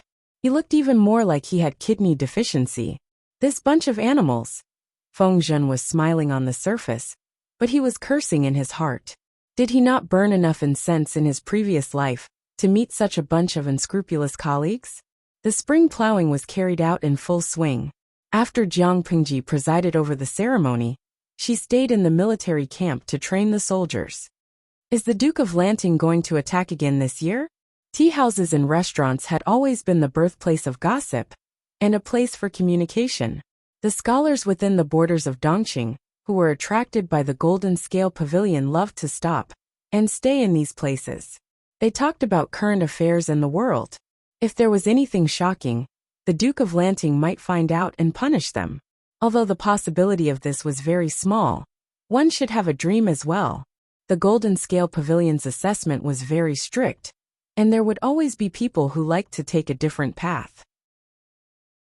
Since ancient times, many famous people had relied on this to be conscripted by monarchs. As the training became more and more intense, many scholars also sensed that a storm was coming. The war just ended last year, and the people haven't had enough rest yet. They shouldn't be mobilizing their troops this year. Everyone had their own opinions, and the more contradictory the topic, the more interesting it was. However, from what I can see, this Duke of Lanting is not someone who likes to settle down. A young scholar sneered and said, "Throughout the Duke of Lanting's road to success, when has he not climbed up by stepping on the bones of his enemies? It wouldn't be an exaggeration to say that this person is a warmonger. Go all out." This conclusion is too arbitrary.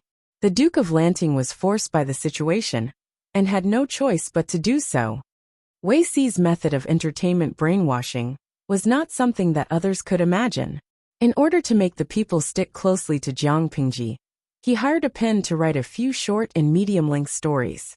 Most of them were adapted into new plays for the people to watch. Although the characters in the plays used aliases, people with discerning eyes could tell who they were based on at a glance. In response to Jiang Pingji's reasons for mobilizing her troops, Wei Si also explained the new plays to the people. The ordinary people could only see the ups and downs of the plot and the awe-inspiring righteousness of the country, while the scholars could see the situation of the storm. Regardless of whether they believed it or not, the people expressed understanding and support for Jiang Pingji's several expeditions.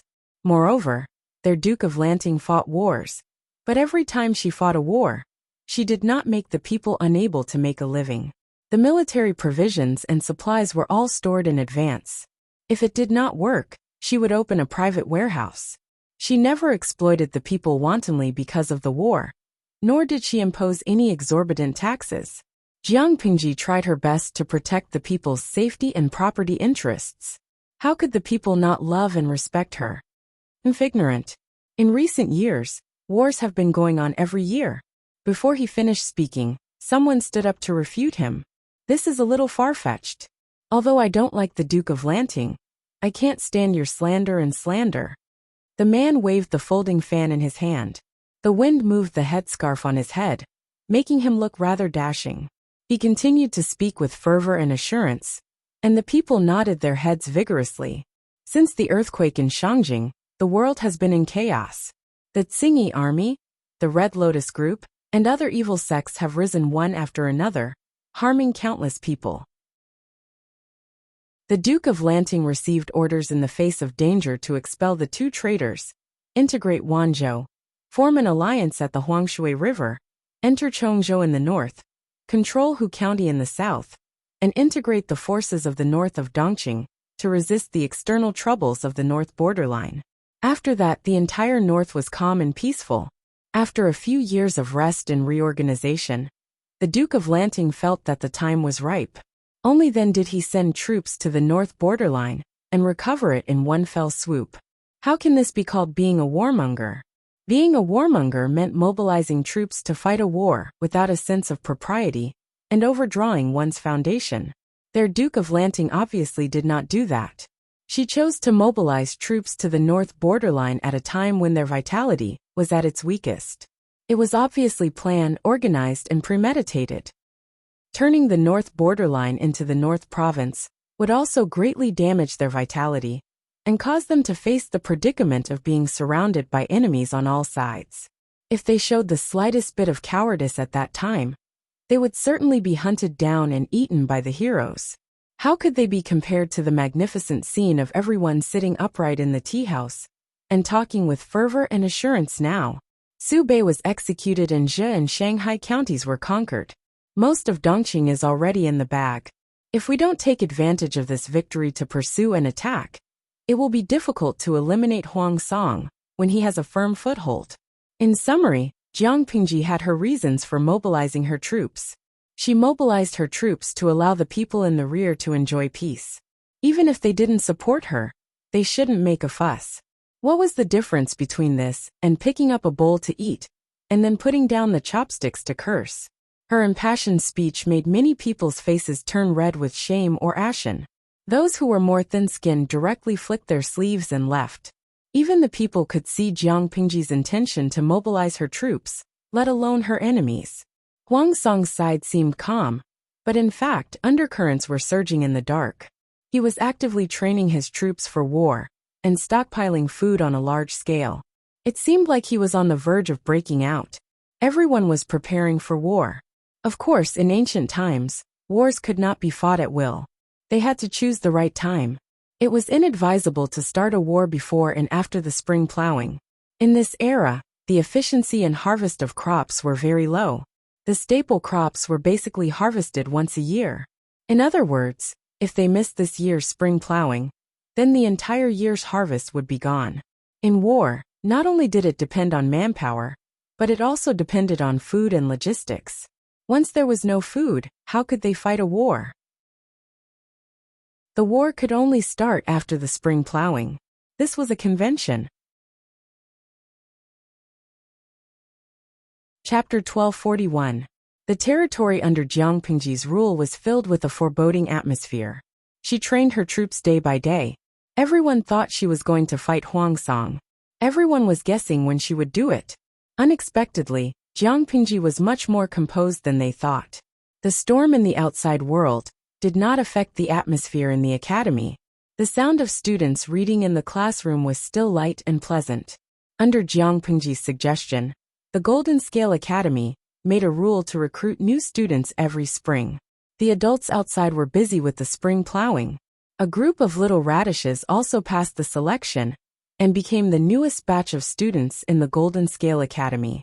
Apart from the freshmen of the lowest grade, other classes also welcomed some transfer students.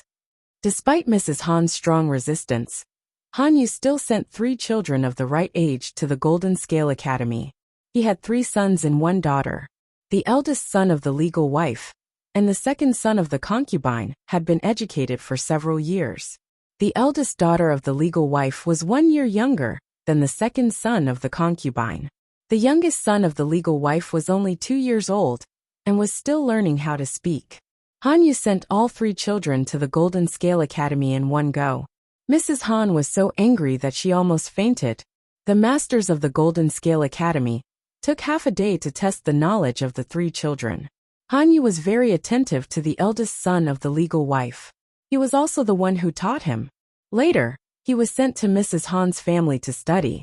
Although the second son of the legal wife was not as valued as the eldest son of the legal wife, he was also taught by a famous old scholar. The only daughter of the legal wife was also taught by a female master. Although she was not as good as her 2 brothers, she was still acceptable. The masters of the Golden Scale Academy tested them one by one and divided them into 3 different classes. Han Yu's eldest son of the legal wife was in the same class as Feng Yi. The master of this class was Master Yuanjing. "What's your name?" Master Yuanjing took the child away and personally sent him to the classroom. "I am Han Run." "Greetings, Grandmaster." Han Yu was Master Yuanjing's apprentice. Naturally, the child had to call him Grandmaster. "You can call me Grandmaster in private, but you are a student in the academy. I am your master." Master Yuanjing liked Han Run. The child's eyes were very similar to Han Yu's when he was young, but his temperament was the opposite of Han Yu's.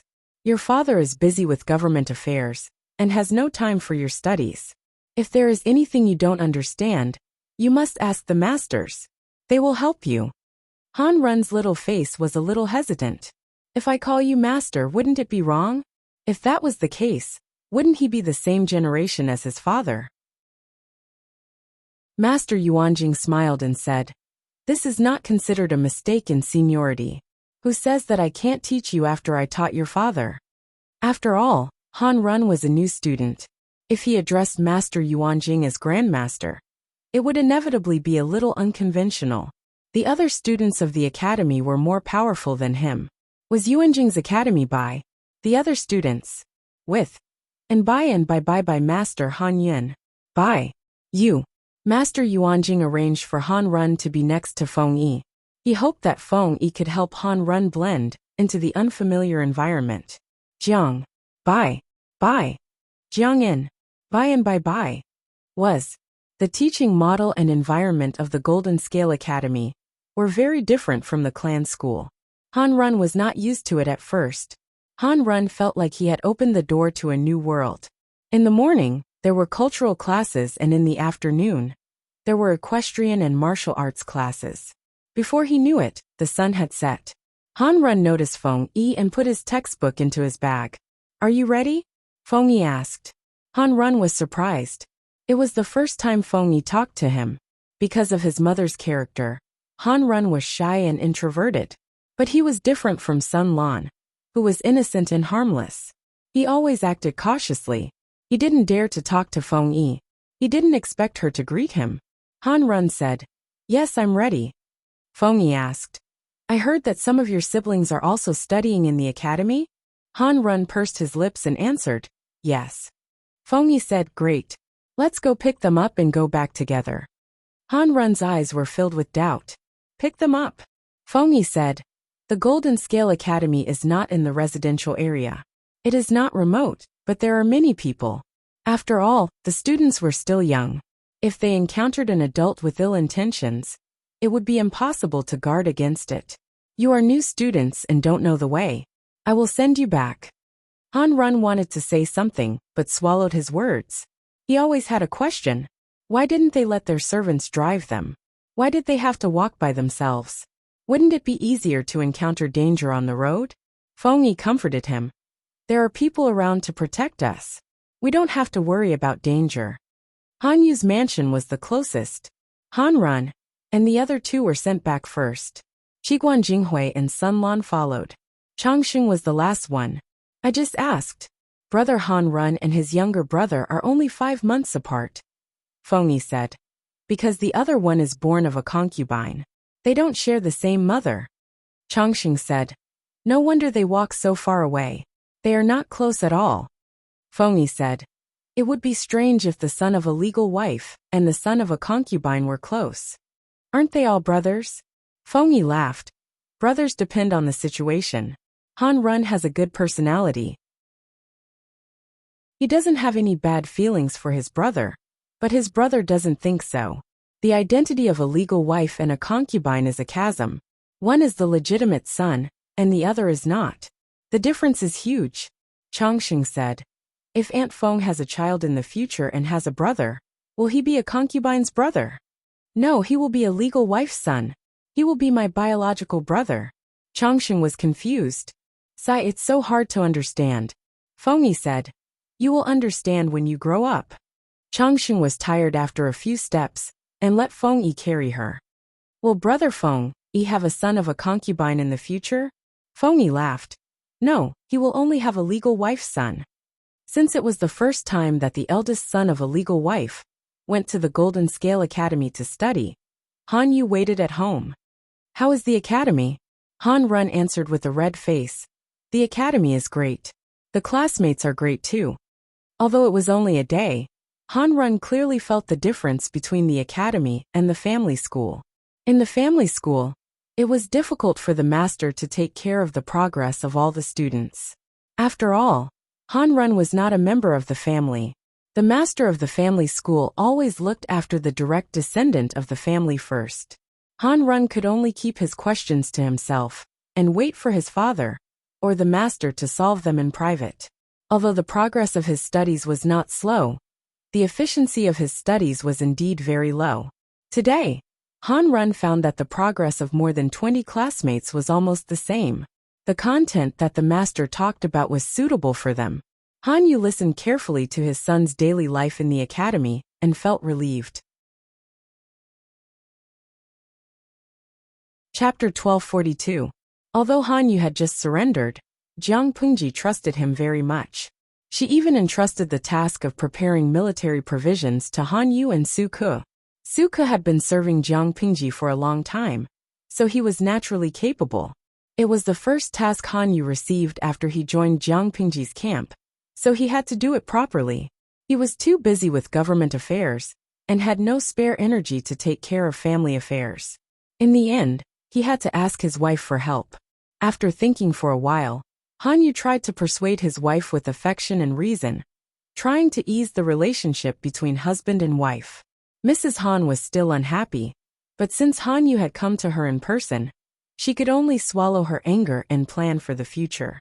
The relationship between husband and wife seemed to be improving, but it was actually freezing.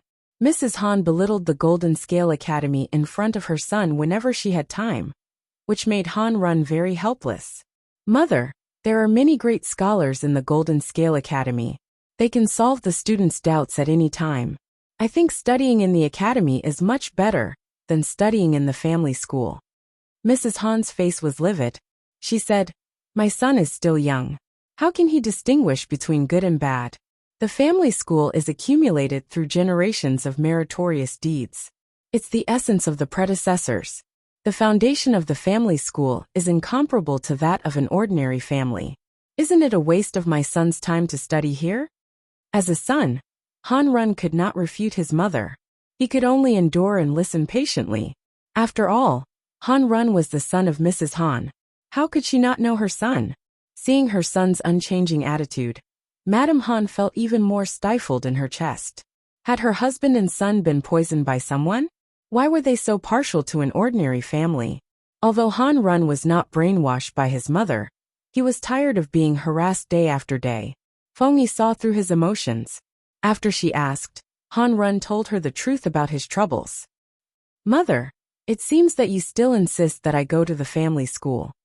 Han Run knew his mother's character. She was too stubborn. She rarely changed her mind. "I don't want to. Besides, the family school is far away in Zhe County, and my parents are in Wanzhou."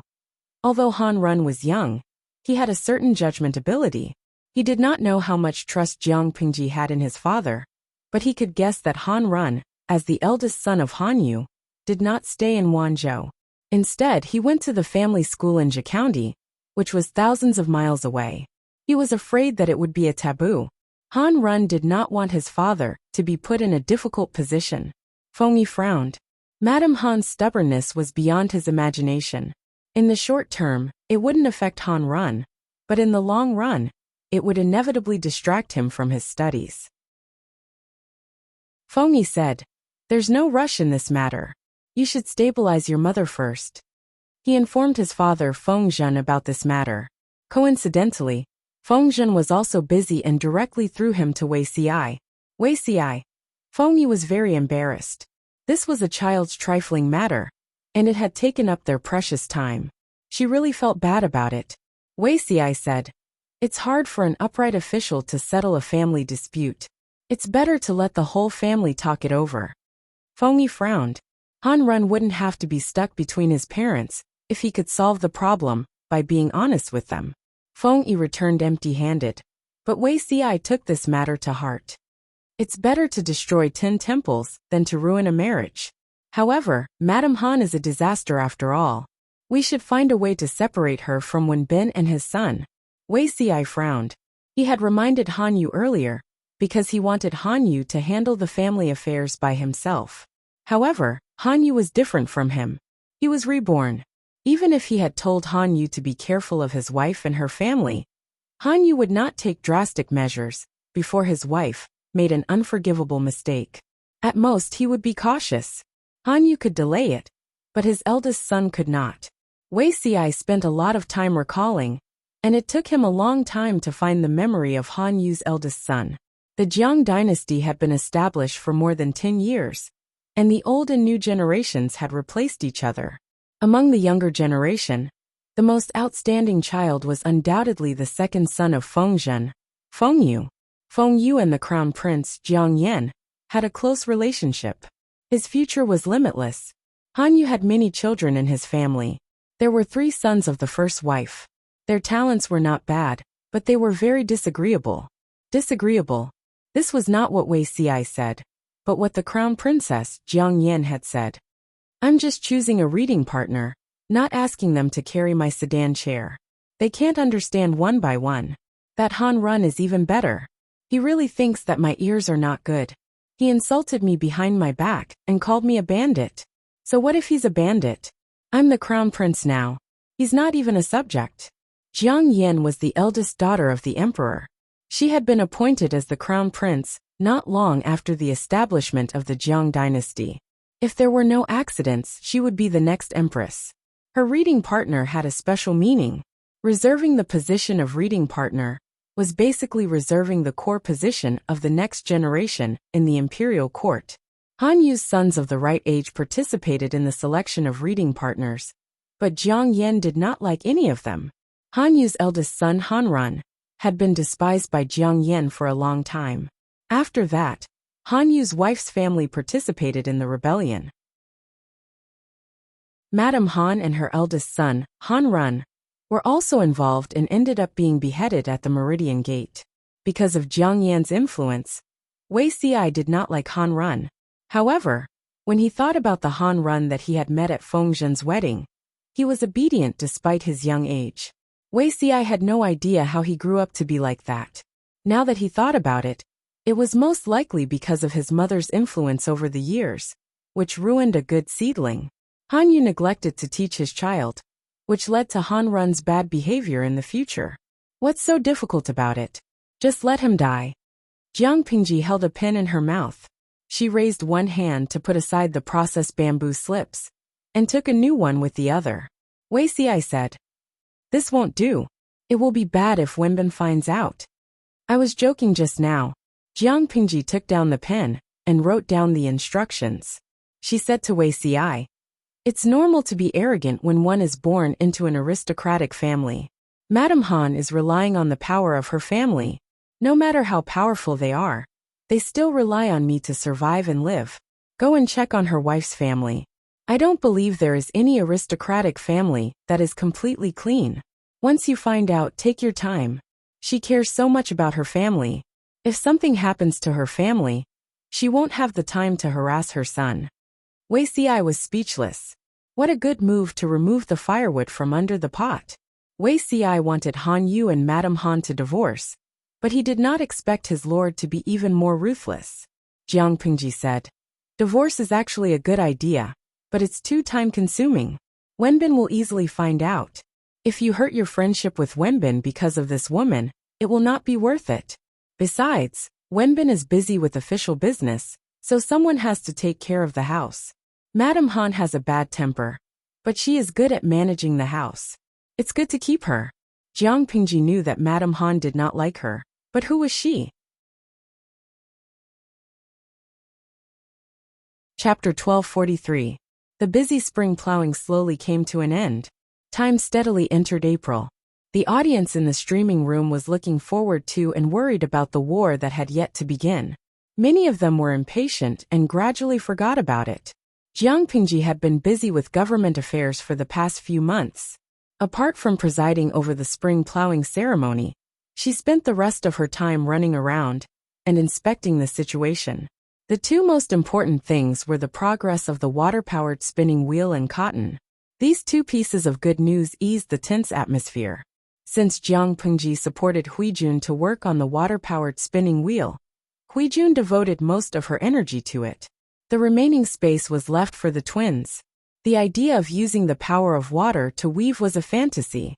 However, after Jiang Pingji's analysis and encouragement, Huijun felt that it would definitely work. If it didn't work, it must be because she didn't find the right way and didn't work hard enough. With this idea in mind, Huijun often went to the woodworking workshop to look for Zhang Ping or Xiao Guang. This made Fu Wang's subordinates think that she planted 2 blades of grass for Fu Wang. Huijun knew about this and responded with a cold snort. She and Fu Wang were not husband and wife in name. Their relationship was limited to having 2 children together. Fu Wang could not control her no matter who she was close to. Planting grass? It was none of his business to plant a grassland. Of course, her relationship with Zhang Ping and Xiaoguang was not ambiguous. Zhang Ping and Xiaoguang also tried their best to help her practice and perfect the concept of the water-powered spinning wheel with the knowledge of the Mahists. Several generations of models were produced in the past 2 or 3 years, but they were not satisfactory. It seemed that something was missing. When the Lord returned with the troops, the woodworking workshop had a new member. This newcomer was incredible. Not only was she a rare female in the carpentry workshop, but she was also a student who had been taught by the Mahis master. Bai Yuexia was not good at government affairs. Jiang Pingji assigned her to the woodworking workshop and assigned her to work under Zhang Ping. Although Bai Yuexia was a woman, his lord was also a woman. How could Zhang Ping dare to be disrespectful? It was just that many jobs in the woodworking workshop were tiring. It was common to work overtime and stay up late to revise the design. Zhang Ping was worried that a young girl like Bai Yuexia could not handle it. At first, Bai Yuexia misunderstood the woodworking workshop as an ordinary place. Only when she arrived did she realize that it was very different from what she imagined. Although the name of the woodworking workshop was misleading, it was actually a department with a proper title. As one of the workshop owners of the carpentry workshop, Zhang Ping's salary was only 20 to 30% lower than that of the registrar of the prefecture government. Knowing this, Bai Yuexia finally felt relieved. Her ambition was not to become an ordinary carpenter. The office space that Jiang Pingji allocated to the carpentry workshop was very large. The periphery was filled with ordinary items, and the items and documents were more valuable as they went deeper into the workshop. Bai Yuexia was assigned to be Zhang Ping's assistant. She had a higher starting point, so naturally, she had access to more confidential places. After working with them for a while, she fell in love with this job. Not only was the place of work interesting, but the colleagues were also very interesting. What made her feel most comfortable was the way Zhang Ping and Xiaoguang looked at her. The latter's eyes revealed a bit of strangeness when he first saw her, but the former completely treated her like an ordinary girl, as if he didn't notice the ugly birthmark that took up most of her face. Just this alone was enough to win her favor. When Bai Ning heard his daughter mention the name of another unfamiliar man, he immediately began to plan. If Zhang Ping didn't have a family, he would be a good son-in-law. Little did he know that it was not that Zhang Ping didn't notice Bai Yuexia's birthmark. He was so calm because he had a problem with his aesthetic standards. Why did Wei Xi want to sell Zhang Ping to Bai Yuexia, so that Bai Yuexia would not covet Jiang Pingji?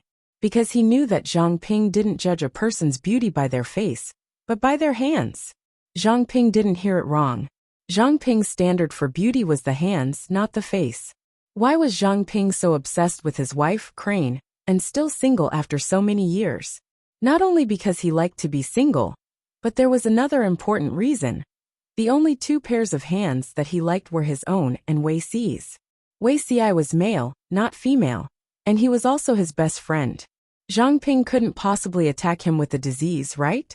Wei Xi noticed Bai Yuexia's hands. According to the aesthetic standards of a mechanical otaku, the hands could score 95 out of 100. Zhang Ping was blind and had facial blindness. Bai Yuexia looked like a fairy, so he couldn't appreciate it. After a few days, Zhang Ping noticed the new assistant. As an otaku who was close to the level of a great magister, he felt moved for the first time. Looking at those hands, he felt a feather gently tickling his heart. The unfamiliar feeling made him confused and helpless. However, Zhang Ping's personality was not much more outgoing than Wei Xi's. He was obsessed with carpentry and didn't know how to express his feelings. In the eyes of outsiders and Bai Yuexia, Zhang Ping was just a qualified and friendly superior. One day, Zhang Ping was modifying the latest version of the hydraulic spinning wheel. This version of the spinning wheel was very close to the ideal state, but something went wrong, and there were always problems when it ran. Zhang Ping and Hui Jun racked their brains over this problem, until Bai Yuexia's words woke them up. After the modification, the hydraulic spinning wheel could smoothly use the power of water. There were no problems when it ran for a while. Although the single efficiency was still not high, and it couldn't be compared to manual spinning, if one person took care of more than 10 hydraulic spinning wheels, The efficiency would be like a runaway wild horse. When the good news reached Jiang Pingji's ears, the whole streaming room was in an uproar. Their streamer usually didn't make a sound, but the slightest movement would cause a big problem. When they saw the ancient version of the hydraulic spinning wheel, the audience immediately took screenshots and rushed to the top searches. However, Zhang Ping wasn't very optimistic about it. Firstly, the efficiency didn't reach the expected figure. Secondly, the spinning wheel relied too much on water. Once the water flow reached the dry period, the spinning wheel was basically useless. It was too unstable. It was better to use the original manpower. In addition, if spinning was completely replaced by hydraulic spinning, it would have a big impact on ordinary farmers. It was fine to make it for fun, but it was almost impossible to promote it on a large scale. Jiang Pingji had already made a decision, but she wanted her subordinates to use their own brains. Then tell me your opinion. Although Zhang Ping was a technical otaku, it didn't mean that he didn't pass the cultural class. He just wasn't as proficient as Wei Ci and the others. I think there are 4 problems with this. First, although the people's lives have improved, the clothes they wear aren't expensive, and the demand isn't high. The output of ordinary households is roughly equal to the demand. Second, if the hydraulic spinning wheel takes away the livelihood of ordinary farmers, the value of the cloth will decrease. I'm afraid many people will lose their livelihood. Third, the spinning wheel needs water to run. If there's a drought and no rain, the wheel will be useless and can only be left to rot. Fourth, the spinning wheel can make a lot of things, but there aren't many materials for weaving. The first 3 points were very important, but the most important point was the 4th point. There weren't many raw materials for weaving. No matter how capable the hydraulic spinning wheel was, how much could it do? If the returns couldn't match the investment, wouldn't it be a loss-making business? Chapter 1244. Apart from these 4 points, Zhang Ping did not mention one more point. He was afraid that he would offend Jiang Pingji. Nowadays, the land that was reclaimed was used to cultivate edible crops. She could not change it to something else for the sake of a hydraulic spinning wheel. Could she? In a chaotic world, manpower and land were the most important.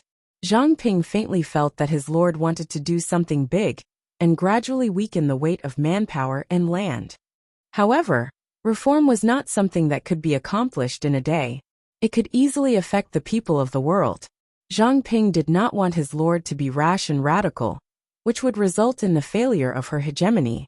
Which one of the reformers had a good ending in the end? Zhang Ping finished speaking calmly and waited for Jiang Pingji's decision. She said, "Shiheng's concern is reasonable." As soon as she finished speaking, the audience in the streaming room was the first to disagree. No matter how useful the hydraulic spinning wheel was, it had a milestone significance.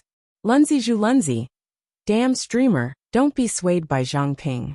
Although what he said is very reasonable, I can tell you that the significance of this thing is definitely more than that. Maybe later history will write this thing as a symbol of the beginning of the Industrial Revolution. Yewu Yanling. Although what Zhang Ping said is not wrong, and he thinks this way because of the current social context, the streamer is not from this era. She comes from the future, and should be more aware of the importance of technology. If Zhang Ping's words could make her give up on this idea, she would not have supported Miss Huijun to do this. Have you all forgotten that Miss Wan Xiaoer made cotton? This is a combo. With the reminder from the big boss in the streaming room, everyone finally remembered that Wan Xiaoer made cotton. A water-powered spinning wheel wasn't much, but if cotton was also popular, this combination of punches would definitely be able to stun people.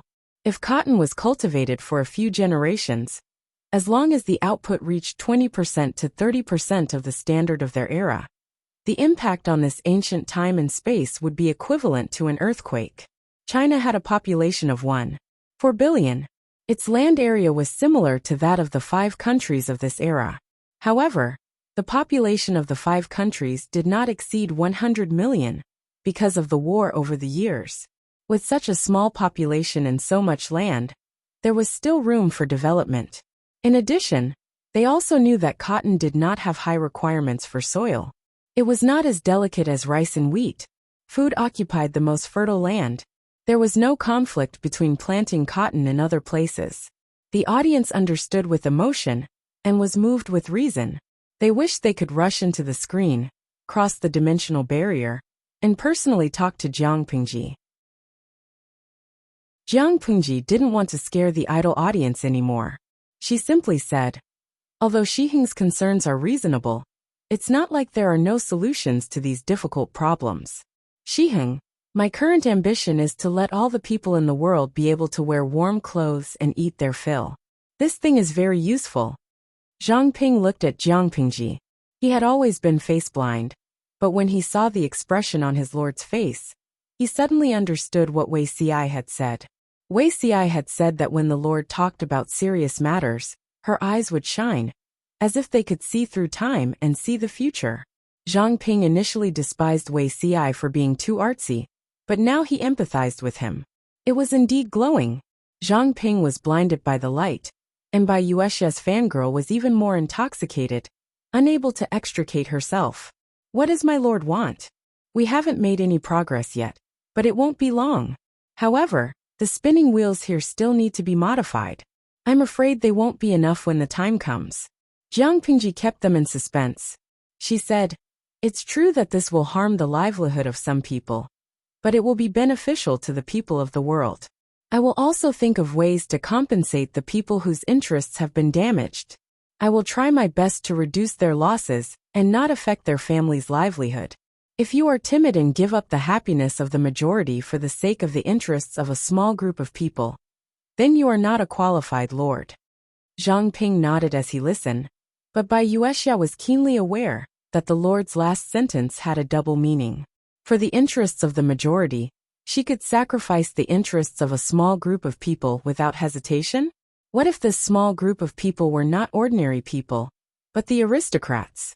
Thinking back to her attitude towards the aristocrats, the commoners, and the ordinary people, this lord was indeed different. Bai Yuexia secretly glanced at Jiang Pingji's side profile. She only felt that this person was more upright than the men in the world.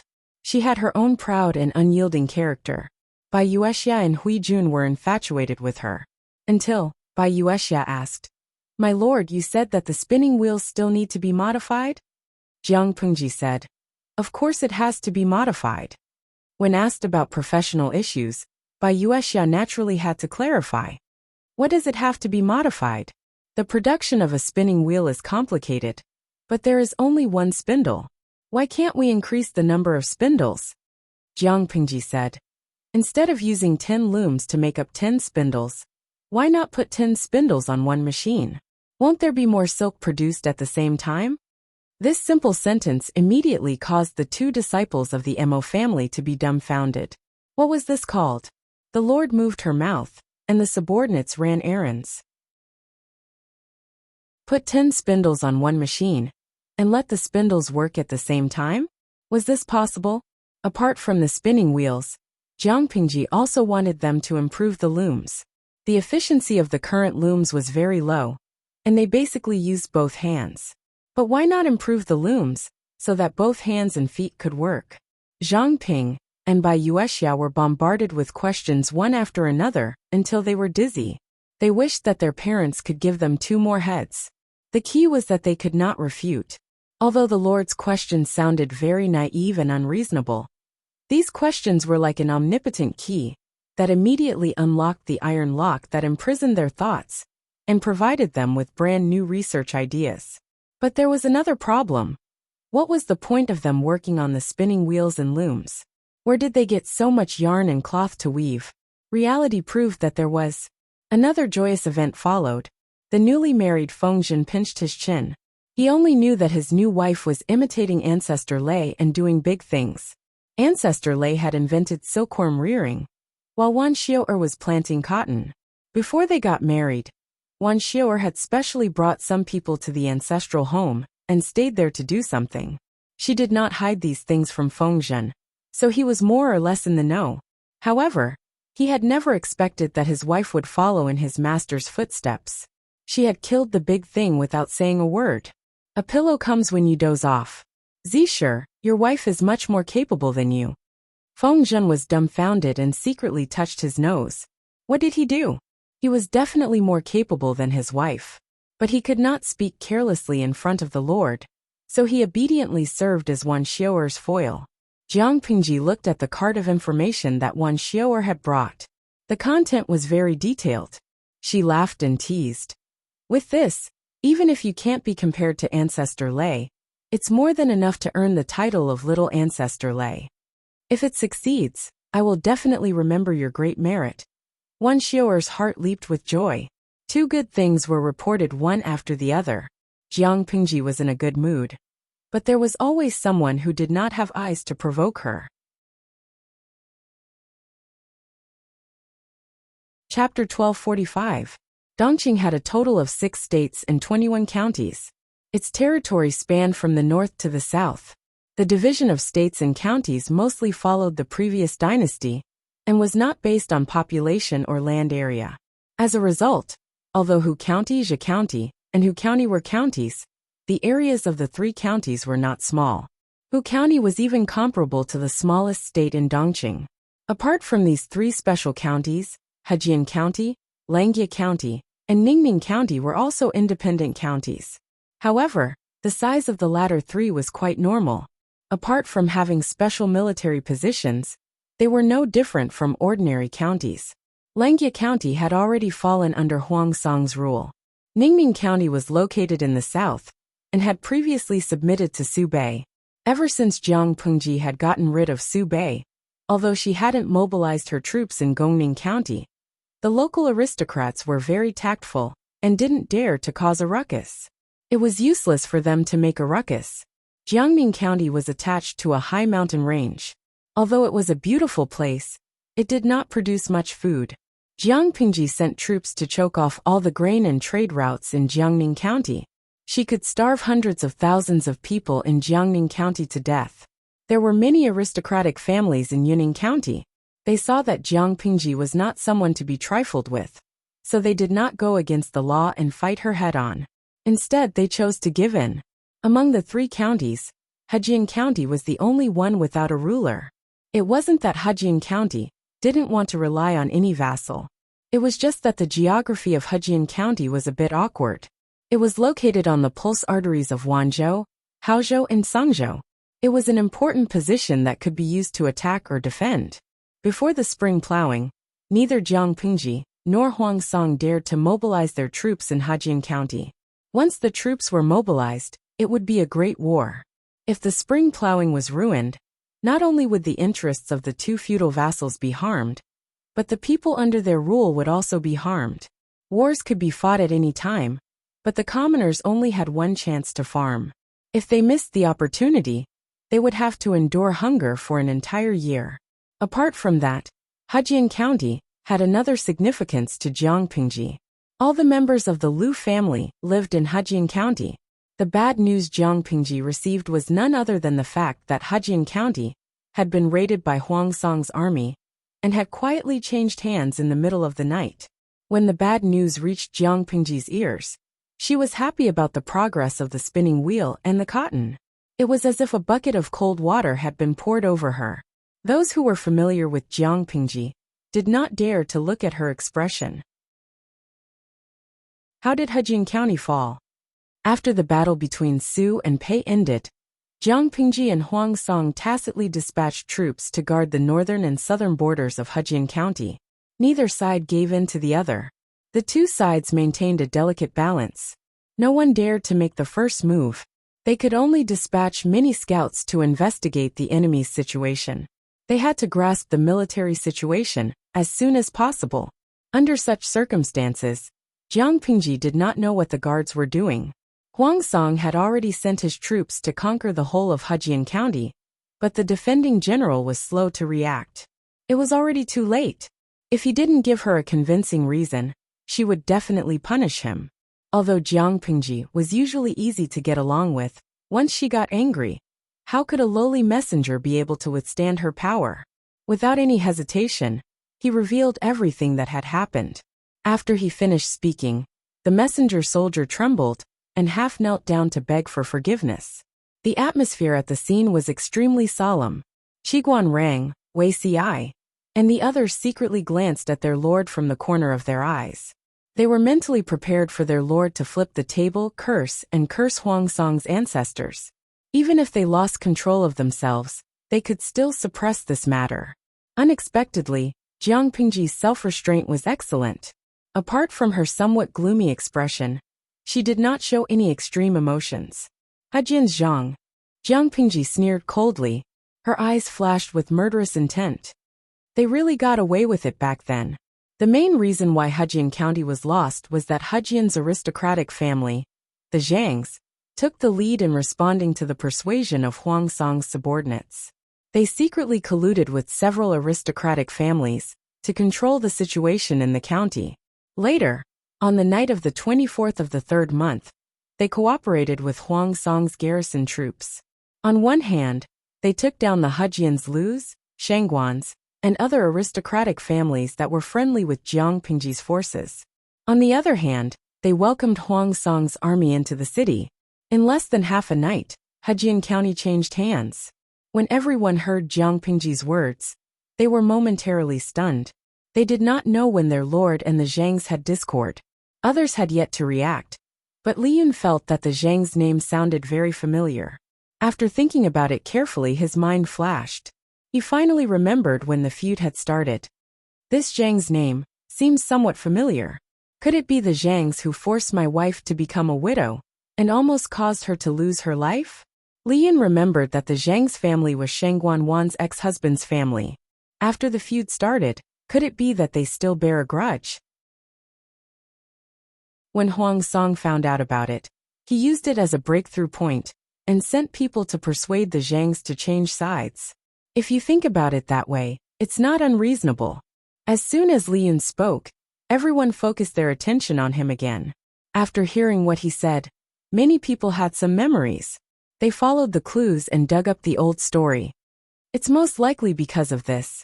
Jiang Pingji secretly curled her lips and laughed angrily. We should have skinned this clan alive back then. Qiguan Rang and Wei Si coughed in unison, reminding Jiang Pingji to watch her words and not be so violent. If word got out that she skinned a clan for no reason, she would be hated by the enemy's navy.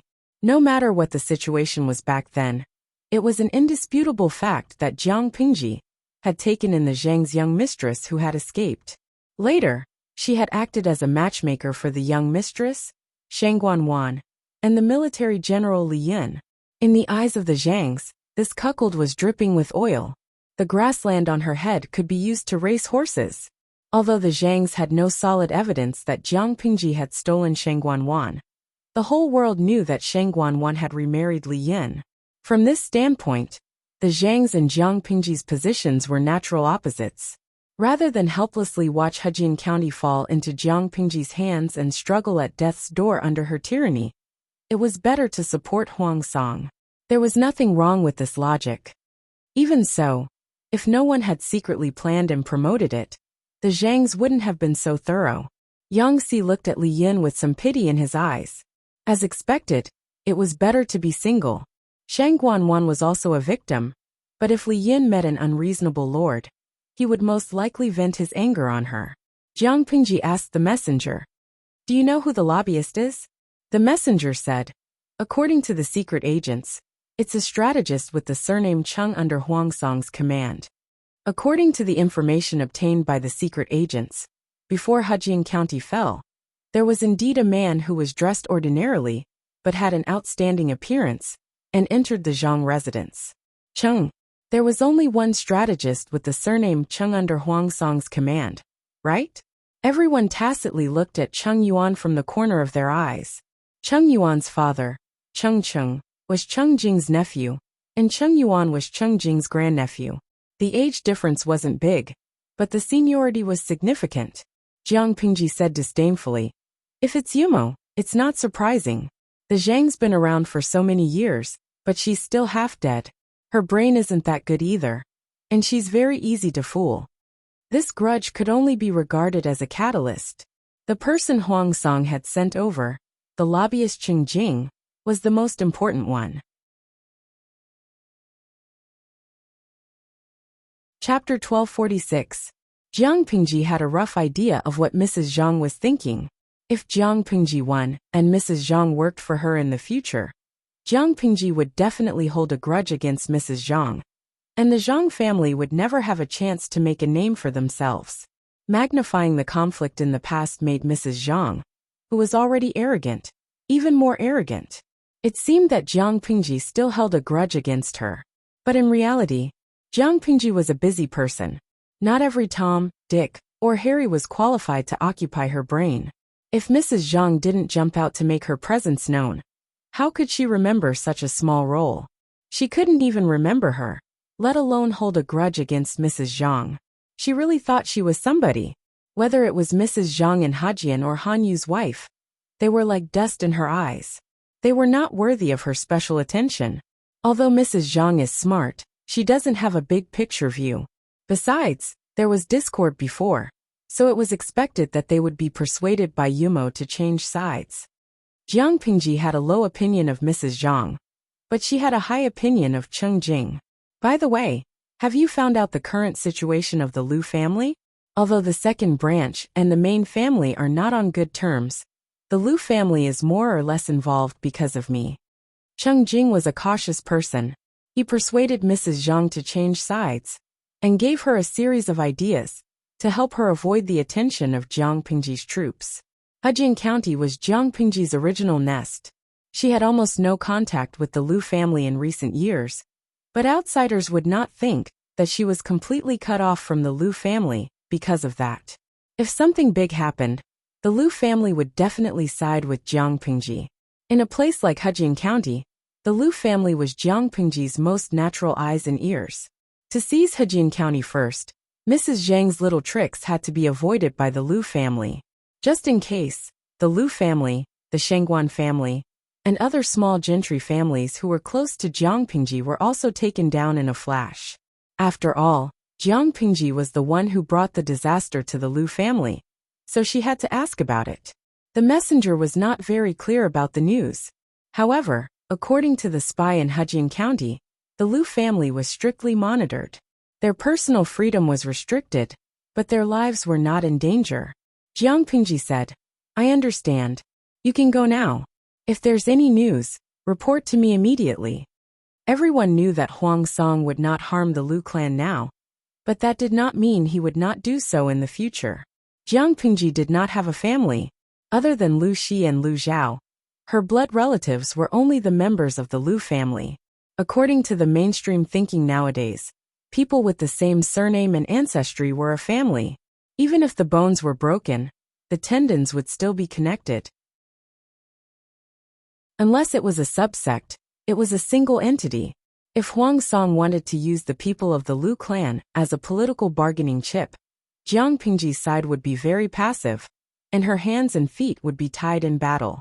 Faced with such a predicament, Jiang Pingji had to come up with a solution as soon as possible. This matter is indeed difficult to deal with. It's better to do it sooner rather than later. Do you have any good ideas? Jiang Pingji knitted her brows tightly, seemingly distressed. She asked the people sitting below. Hejian County was the main route between Wanzhou, Songzhou and Haozhou. Whoever occupied this place first would have the advantage of dispatching troops. Huang Song had taken over Hejian County and encircled the Lu clan. He had the upper hand right from the start. Jiang Pingji could only deal with it passively. Everything had to be dealt with one by one. Jiang Pingji planned to deal with the Lu clan's matter first. Although Hejian County was important, it was not impossible to take it back.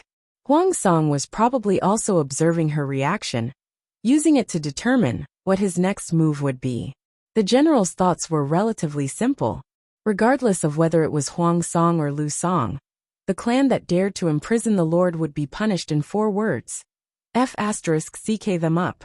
It was simple, crude, and straightforward. However, this method was obviously not feasible. Or rather, this was not the method that Jiang Pingji had in mind. The audience in the streaming room had followed the streaming room for so many years. They had some understanding of Jiang Pingji's character. To use the words of many years ago to mock Jiang Pingji, she was a profiteer and strategist who had been held back by her profession. Even though her schemes were not as thorough and perfect as other strategists, No one could compare to her in terms of the overall situation.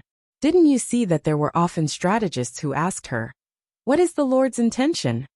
Lao Siji Lianmeng. Betting on the spicy sticks that we have stocked up for the new year at home. The streamer must have a certain B*TCH in her heart. Walking Shuaba. My head hurts. Every time I watch the streaming room, I have the thrill of being crushed in my IQ. Zhang Xiaoxiao's wife. Let's start the game, let's start the game. Let's bet on what the streamer is up to. The person who guesses correctly can split the spicy sticks that Lao Siji Lianmeng has stocked up for the new year. The opportunity cannot be missed. Don't miss it. It's a once-in-a-year opportunity. Jiang Pingji's train of thought was well known to be unique and beautiful. The idle people were not top-notch strategists, so they could not figure out her thoughts. Many idle people simply chose to ask for help outside the game. They stared at the faces of the strategists, trying to see the correct answer from their faces. After staring for a while, many idle people wailed in the bullet screen. Qingchen, it's over. Boss Wen Zheng and the others looked troubled. This question is definitely beyond the syllabus. Xinyue. Smiley face. Engel. This question is so difficult. Can the streamer give us some hints? Tangerine soft candy. If I were a member of the overtime team, I would definitely curse in my heart. I feel that the streamer already has an idea, but she refuses to say it directly.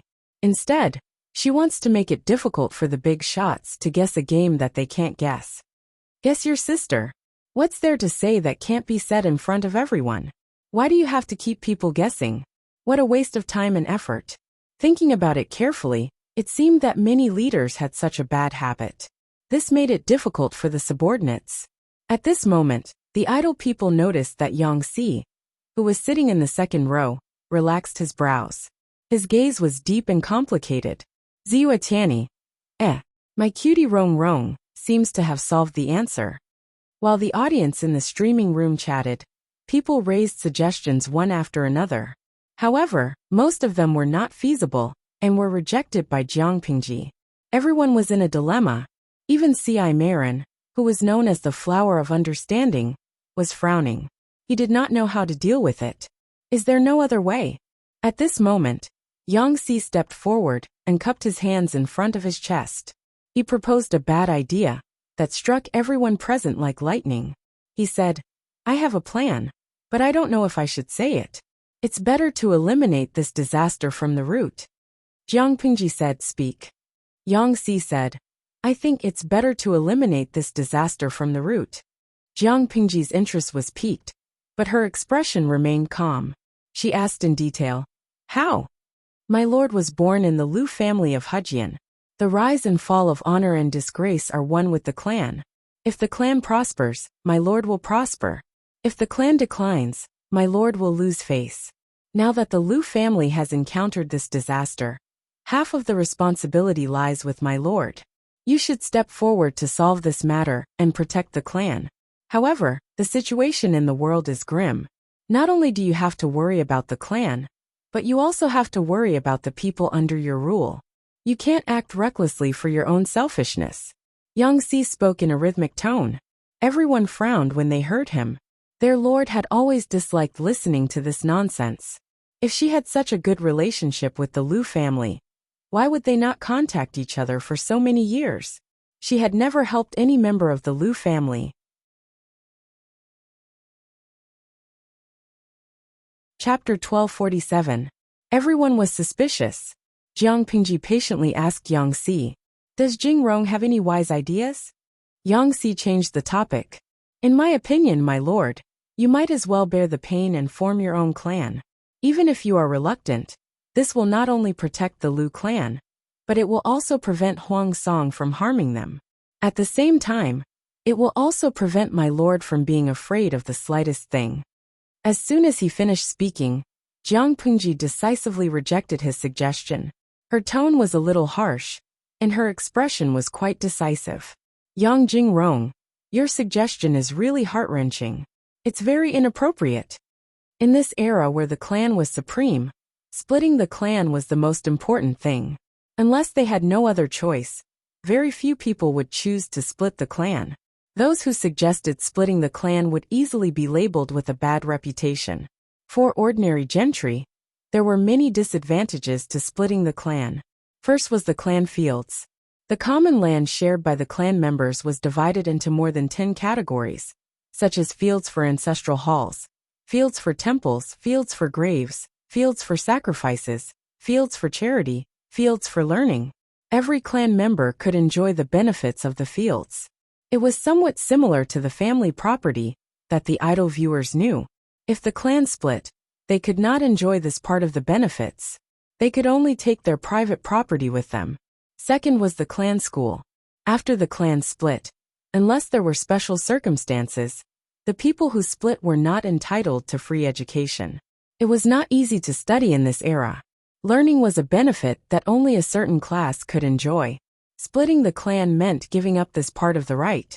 Apart from these two major items, there were many other public benefits. Why were the gentry so united and protected the clan? Because protecting the clan's interests was protecting their own interests. Leaving the clan as a whole, the possibility of an individual developing on his own was almost zero. Therefore, many members of the branch families of the gentry lived in poverty and had no choice but to accept the subsistence aid given by the clan. Even so, they still regarded themselves as a cut above others, because they were born to enjoy the benefits that ordinary people could not enjoy.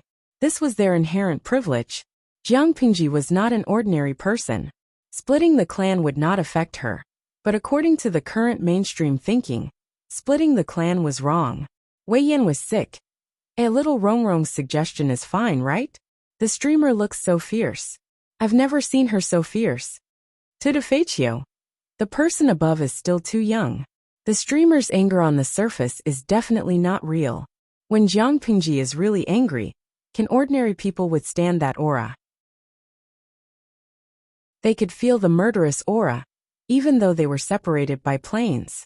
Sovereign descends the world. Splitting a sect is the same as splitting a family, right? It's not a big deal. Wayuchen Huang. How can splitting a sect be the same as splitting a family? The latter was just to live a simple life, while the former was to cut off the ancestral genealogy. In ancient times, if it wasn't for a very strong reason, people would definitely criticize them. The ancient people cared a lot about face. Many salted fish felt that Yang Xi's suggestion was to roast Jiang Pingji over the fire. The bullet screen in the streaming room was in a heated discussion. Jiang Pingji also had new developments.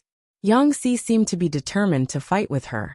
He tried his best to persuade her, looking as if he would not let her go if she did not agree. My lord, this is an extremely urgent matter. How can you hesitate? If we want to break out of this situation without bloodshed, splitting the sect is definitely the best way. Yang Xi tried to persuade her again and again, but Jiang Pingji said no, so he changed his method of coaxing her. After a few rounds, Jiang Pingji's tough attitude softened. Seeing this, if the crowd still did not understand, there was really something wrong with their intelligence. Wei Xi stepped forward and said, I think that although Jing Rong's words are inappropriate, it is also the safest method at the moment. My lord is not only a member of the Lu family, but also the common ruler of millions of people in the 4 prefectures. How can you disregard the safety of millions of people for your own selfish reasons? My lord is really doing this for the good of the Lu family. At this time, she should cut the Gordian knot with a knife. Splitting the sect. After splitting the sect, Jiang Pingji and the Lu family would not have much of a relationship. Huang Song could not use the Lu family to threaten her. As long as the Lu family did not make a big mistake and was caught by Huang Song, the lives of the old and young of the family would be guaranteed. Wei Xi jumped out to speak. Qiguan Rang and Feng Jin also added fuel to the fire. Although Feng Jin and Cheng Yuan were a beat slower, they also followed suit. The current situation had become that everyone was forcing Jiang Pingji to split the sect, but she missed the clan and could not bear to part with her kin, so she refused to comply. After confronting for half a quarter of an hour, Jiang Pingji still gave in under pressure. Gave in under pressure? Their streamer gave in? Did the sun rise from the west? The idle people in the streaming room were dumbfounded. When everyone ganged up on them, They thought that these subordinates were going to rebel. They dared to force their streamer. Unforgivable. They turned their heads and carefully recalled the contents of the conversation. Only then did they realize. This was a F***king shameless show. Flips the table. Swoosh. Swoosh. Tudo feito. The streamer and her overtime team have once again broken the bottom line. It was clear that they wanted to kick the Liu family aside and work alone. How did it become the Liu family bearing the pain of splitting the sect? I dare to bet 10 packs of spicy sticks. The streamer's face is very sad, but she is already laughing in her heart. Goikai gofengxio. Hee blossoming? It should be the blossoming of 100 flowers. I can wake up laughing in the middle of the night. They are still too young. Facing Jiang Pingji and the overtime team, who have no moral integrity and no bottom line. There is only what others can't think of. There is nothing they can't do. Lao Siji Lianmeng. I finally understand why it was Xiao Rongrong who came out to persuade the streamer to split the sect. Do you remember that when the streamer was fighting the Gaoyue clan in Sangzhou, she once designed a cute panda avatar. She accidentally let it slip in front of Xiao Rongrong that she wanted to use the panda image as a future battle flag or clan emblem. F***ck. She F***king wanted to work alone since then. Even the apprehensive flower, Wei Ci could not guess Jiang Pingji's thoughts at that moment. Only Yang Si guessed it correctly. Why? This old fellow has seen the answers in the examination papers. Tudo feito. The person above remembered it very carefully, but I think the streamer probably wanted to work alone from the beginning. If you pay close attention, have you noticed how many times the Liu family has appeared in her streaming for so many years? When she was most short of manpower, she never thought of asking the Liu family for help. She always left them in the lurch. The streamer is really sociopathic. We are far inferior to her. The idle spectators discussed and finally solved the case, finding the answer to the mystery. Jiang Pingji looked helpless. Her face was pale and sad. She was forced to accept the proposal of splitting the sect. Let's split the sect. I can't implicate the whole clan because of me. If the whole clan dies because of me, I won't be able to face my ancestors 100 years later. The news of Jiang Pingji wanting to split the sect spread like wildfire. The outside world had different opinions. Lu Zhao panicked and smashed his teacup. The matter of splitting the sect is very important. Sister, do you need to inform father? Jiang Pingji looked at the greenery outside the window and smiled. Chapter 1248. Split it from my sister? Lu Zhao was shocked, as if he was stunned by Jiang Pingji's words. If they split it from Jiang Pingji, wouldn't it be equivalent to her leaving the family with nothing? From an outsider's point of view, Jiang Pingji's father and brothers were still alive, and Lu Zhao was still unmarried. Such a division would be criticized. Jiang Pingji had her own reasons. From her point of view, she did it for the good of Lu Xi and Lu Zhao.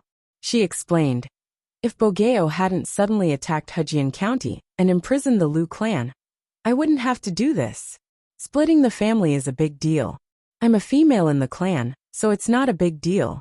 My father is the head of the second branch, and you're the only male descendant of the second branch. How can you just split the family? After thinking about it, I decided to split it by myself. If Bogeo knows about this, he won't target the Liu clan anymore. Jiang Pingji mentioned the word female again. According to the current trend, women were born to marry. Although they didn't have to change their names, they had to use their husband's family name in front of them.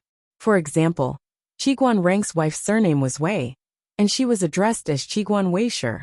From this point of view, although Jiang Pingji would leave the family with nothing, it could also be regarded as marrying out in advance. Anyway, she was a woman, and sooner or later, women had to marry and become part of someone else's family. It didn't seem to matter much whether Jiang Pingji split the family or not. Jiang Pingji didn't care, but Lu Xi and Lu Zhao were different. My grudge with Bogeo was caused by me. How can I implicate my father in the clan? Moreover, time is of the essence, and I don't have extra time to inform my father. If I specifically inform him to discuss the division, it'll be too late. After thinking about it, it's safer to start with me. Jiang Pingji's words made sense, and Lu Xiao couldn't find a way to refute her. Because Jiang Pingji always considered Lu Xi, his father, and the Lu clan. There was nothing wrong with her logic. However, Lu Xiao knew very well that the person in front of him wouldn't be so kind. Splitting the family was probably an idea she had been plotting for a long time. Huang Song seemed to be attacking her, but he didn't know that it was a good opportunity to help her succeed. Jiang Pingji saw that Lu Xiao looked worried, and she asked him with a smile, "Zhao are you worried?" Lu Xiao said, "Elder sister, you're wise and resourceful. Others might think of one step, but you've already taken 100 steps. What's there for me to worry about?" Although Jiang Pingji did not treat Lu Xiao as a blood relative, she still included him under her wing and protected him as a younger brother. "There are some things that I'm not afraid to tell you," she said. "Although you like to have fun, you've also read a lot of books. You should know that there's a saying that goes, the tail is bound to be broken, but the tail is too big to fall." The Lu clan was very peaceful now, but that was only for now. How could they maintain their original intentions in the future? For the sake of eradicating future threats, and also to protect the Lu clan, there are some powers that they shouldn't touch. The power of power was too great. Anyone in front of it would become unrecognizable. Jiang Pingji did not change because she looked down on it. Among the power in the world, she was only interested in the position of the Marshal of the Federation. She wouldn't change her mind, but Madame Lu might not. Lu Xiao's expression was extremely complicated. In the end, he forced a smile and tried to smooth things over. "Sister, you've thought far ahead. I'm ashamed of myself." Others misunderstood that Jiang Pingji was doing this for the good of the Lu family, but Lu Xiao knew very well that it was a preparation for a showdown in the future. Since Lu Xiao didn't have any opinions, the others were even less qualified to express their opinions. Old Master Lu Xi, who was most qualified to voice his opinion, was still enjoying his retirement in Chongzhou. When there is no tiger in the mountain, the monkey will be the king. Jiang Pingji had the final say in everything. The matter of the separation of the schools flew out of Wanzhou. All the scholars in the world were shocked, and Huang Song was even more shocked and angry. He flipped over 2 tables in private. She chose to split into schools? Huang Song's eyes widened in shock. After a while he smiled bitterly and said, "Lanting's tactics are really surprising. She doesn't want to be at a disadvantage. As soon as Madame Lu fell into my hands, she immediately chose to sever all ties with her. If it was an ordinary branch, the steps would be very complicated. It would require the clan leader and the clan elders to open the ancestral hall and invite out the clan records. There would be a lot of twists and turns. Now that the entire Lu clan had been captured by Huang Song, it was naturally impossible for them to open an ancestral shrine and request for a genealogical record. Extraordinary circumstances require extraordinary measures. Special circumstances require special treatment. Jiang Pingji's announcement to the world's branches had a similar effect. Huang Song originally wanted to use Madame Lu as a trump card to restrain Jiang Pingji, but he didn't expect her to be so decisive. Cutting a tangled knot with a knife, Master Lanting's temperament is indeed incomparable to that of ordinary people. Cheng Jing shook his head when he heard that. It was his idea to seize Hejing County and confine Madame Lu.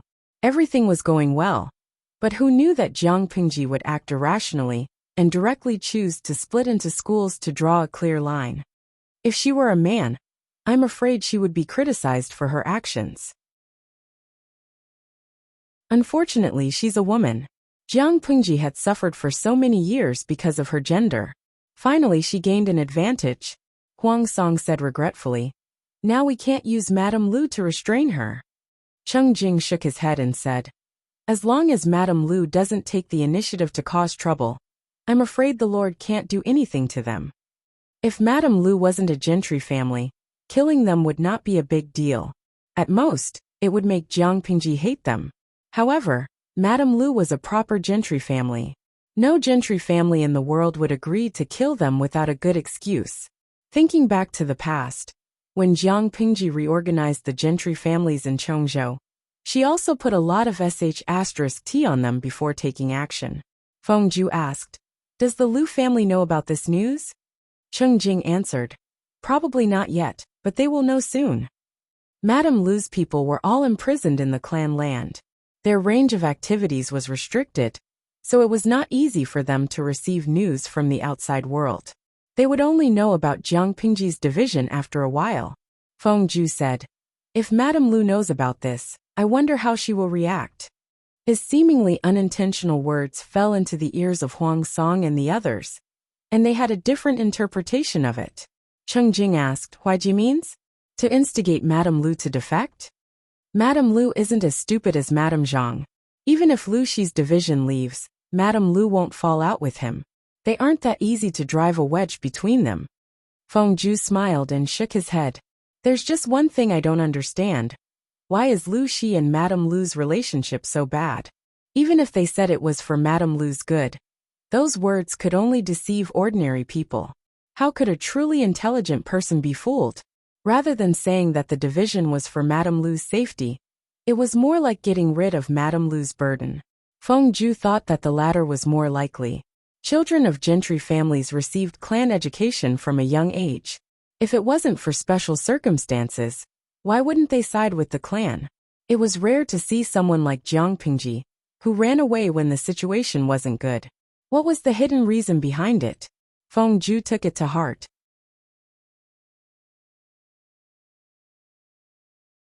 Chapter 1249.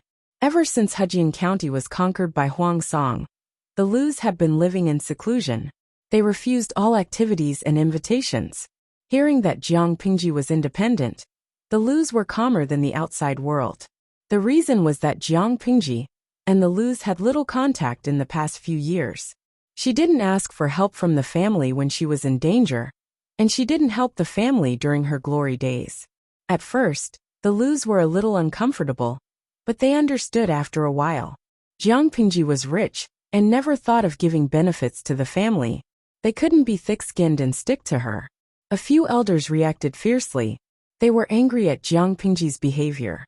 The Lus didn't enjoy the benefits Jiang Pingji gave them. Instead, they made the family suffer. Now that they were in trouble, they kicked the family away. What a heartless woman! A gray-haired elder sneered and said sarcastically, like father, like daughter. Lu Shi's parents, Lu Shi, were the same. They guarded against the family like thieves. Lu Shi and his wife didn't use their brains to think. If the Lus didn't support them, how could the second branch take over the entire bamboo paper workshop? Their daughter is also an ungrateful wretch. Although the bamboo paper workshop was built by Gu Min with her dowry, didn't the resources she used come from the family? Gu Min improved the existing rough paper-making technology. The bamboo paper in Hejian became a treasure that the upper-class families fought to purchase. The profits were shocking. They didn't covet a mere paper-making and cooking, but Gu Min monopolized all the profits. It was unsightly. Logically speaking, she should donate some of the profits to the family. Only when the family was strong could they protect the family. How many years has it been? Why are you still bringing it up? Another gray-haired elder frowned. Although it's a bit heartless, Lu Shi did it to protect the whole family. Even if the family is divided, the ancestor is still the same ancestor. Money, power, and status were precious, but compared to one's life was more important. Why can't we bring it up? It's not like you don't know the current situation of the clan. The white-haired elder rolled his eyes, still angry. The assets of a mere second branch is much more than the public property of the clan. The family has nurtured them for so many years, but they don't know how to return the favor. There was a thunderstorm a while ago. The eaves of the ancestral hall have been in disrepair, and the ancestral tablets were almost wet. The family school is not doing well either. My great-grandson said that the food provided by the family school is not tasty, the gray-haired clan elder said. This is because the clan's harvest is not good. The clan's accounts have been in deficit for years, and the clan leader is also worried. That's true. But if Lu Shi and his daughter can help the clan... Thinking of this, the clan elder became even angrier. The clan raised them, so it was only right that they returned the favor. Now one or two of them were ingrates.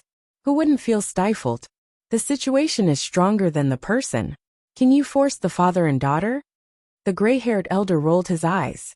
Moreover, it was Lu Shi, not Lu Shi. Both branches of the Shi family were separated from the Lu family. The gray-haired elder rolled his eyes. Besides, it was Lu Shi who separated the family. She is a woman. She has to marry someone. Marry? Won't her assets be taken by others? Do you want her to marry someone from the same clan? Calm down. People will think that the family covets the assets of a woman. That's shameful. Marrying someone with the same surname is against ethics. The gray-haired elder was full of anger. He didn't feel comfortable. The gentry family was glamorous to the outside world. But the resources were limited. It was impossible for every family to live a carefree life. As more and more people were born, there were fewer and fewer things that no one could share. This was one of the reasons why many gentry families were getting worse and worse. The huge population was not a help. Instead, it became a burden that couldn't be gotten rid of. The Lu family was not a first-class family in Hejian County. At most, it was a second-class family. The direct line of descent was still considered well off. But the side branches outside of the 5 kingdoms were very poor, and the clan could only barely help them. Lu Shi was the second branch of the direct descendants. His wealth was more than the family property. How could the other family members not be jealous? If the property was not the private property of Lu Shi and his wife, and Lu Shi was capable, some people might have forced them to confiscate the property. Jiang Pengji was even more powerful. The northern borderline had been hers for a few years. Most of Dongqing's land had been in her pocket. She just needed to wear the imperial robe to rule the world. As long as she was willing, she could reveal her intentions and help the talented people from the Lu family. When one person achieved the Tao, even the dogs and chickens of the Lu family would rise to heaven. But now they had to separate and draw a line. It would be strange if some of the Lu family members felt comfortable. Why wouldn't they help the family members if they were so rich? Jiang Pengji would marry someone in the future. Wouldn't it be better to help the family members than outsiders? Even if they knew it was wrong and shameful, they couldn't accept it emotionally. The 2 elders talked for a while. Their brows were furrowed with worry. They were worried, but Lu Zhai, the leader of the Lu family and Lu Shi's elder brother, was even more worried. Ever since Jiang Pengji and Huang Song stationed their troops in the north and south of Hejian County and confronted each other, he knew his family was in trouble. He didn't expect the trouble to come so quickly and so urgently. The Zhang family in Hejian betrayed the Lu family, which caught him off guard. Father, the children in the family are talking about it. Do we really not have to stop it? Lu Heng, who was about to enter his 30s, frowned, leaving a shallow wrinkle between his brows. If Jiang Pengji was there, she might have lamented that time and tied wait for no man. Lu Heng, who was elegant and funny in the past, was now a mature and steady middle-aged man. How do you explain it? Lu Zhai was worried. Let them be. Lu Zhai was much older than Lu Shi. His hair had been dyed gray. He looked slightly old. If he didn't have a good temperament, he would probably look older. If I don't do anything, my cousin will really break with the family. Lu Heng still liked his cousin very much. But after the incident at the flower festival when she was 12, her personality changed drastically. Not only did she not get close to him, but she also didn't give him gifts during the 4 seasons and 8 festivals. The relationship between the first and second branch had become as thin as plain water. Lu Zhai smiled bitterly. Break up a long time ago. That year, when my second brother went to Hu County, he asked his relatives to move out of the family land. From then on, we didn't have any contact. I'm not surprised that Lanting took the opportunity to break up with the family. As he spoke, there was a sound of crutches hitting the ground and many footsteps. What's wrong? You're blaming me now?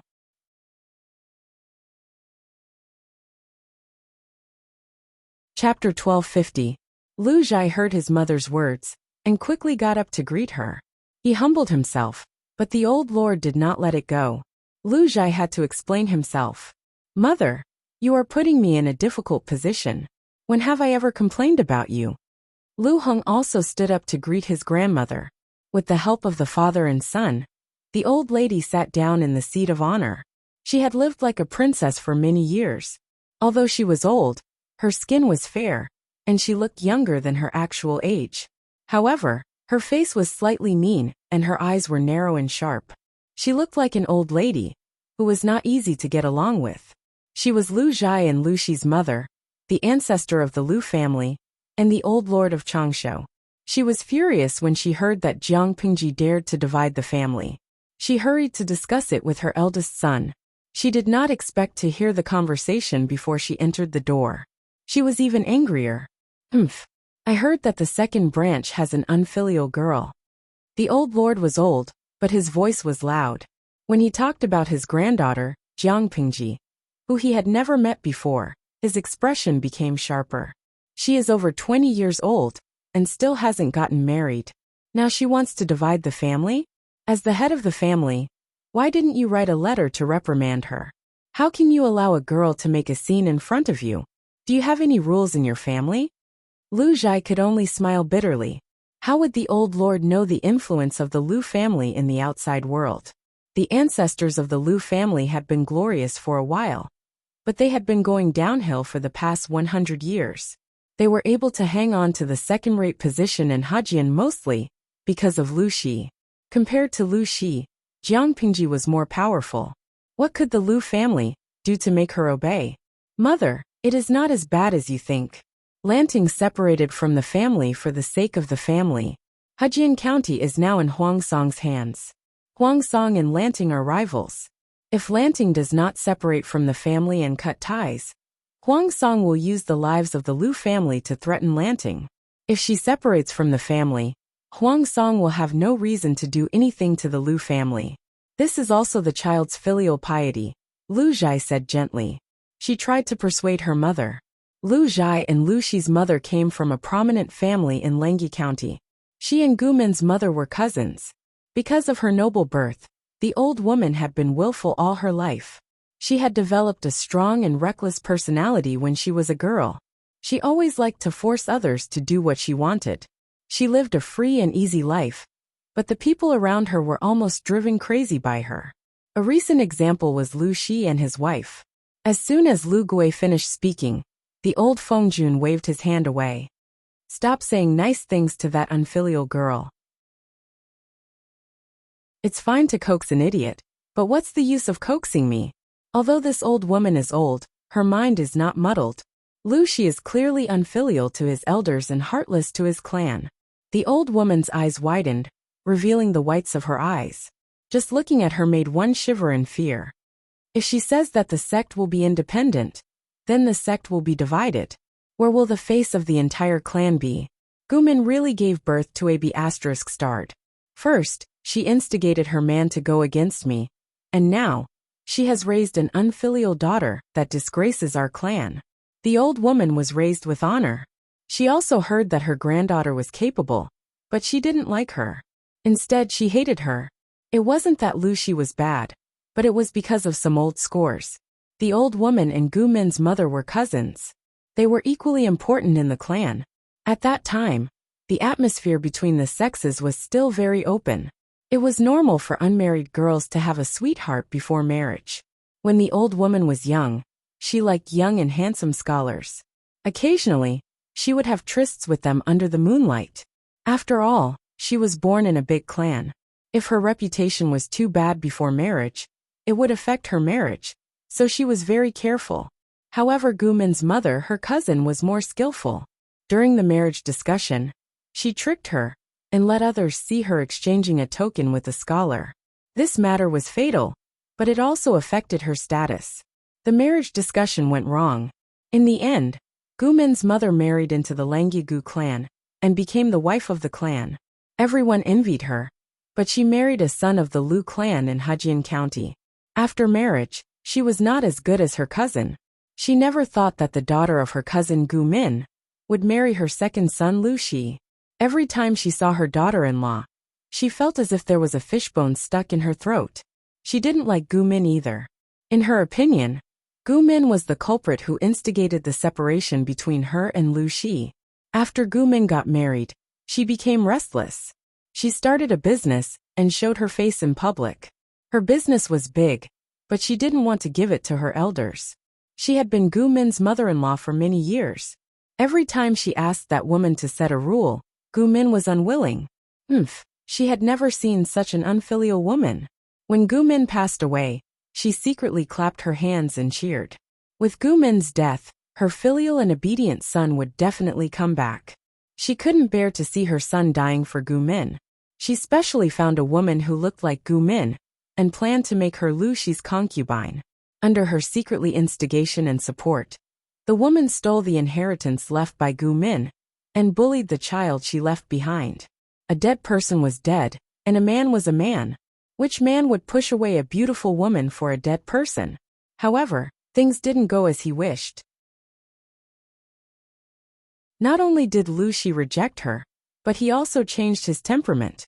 He whipped the woman to death in front of all the servants in the courtyard and skinned her. The old woman heard the news and was so scared that her legs turned to jelly. After that, Lu Shi moved out of the clan land and opened a residence. He didn't even take a step in the door. The old woman almost vomited to death.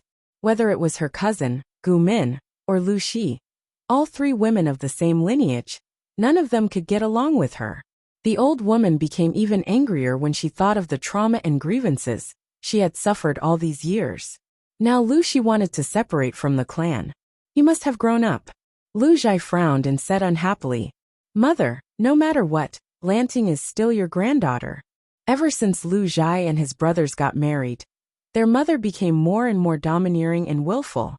She wanted to control everyone and everything. When their father was still alive, he could still restrain her. After their father was gone, she became more and more lawless. Now, she didn't care about the old lord's identity and age. She called her granddaughter B***TCH in front of everyone. Lu Zhai was a gentleman and couldn't stand such filthy words.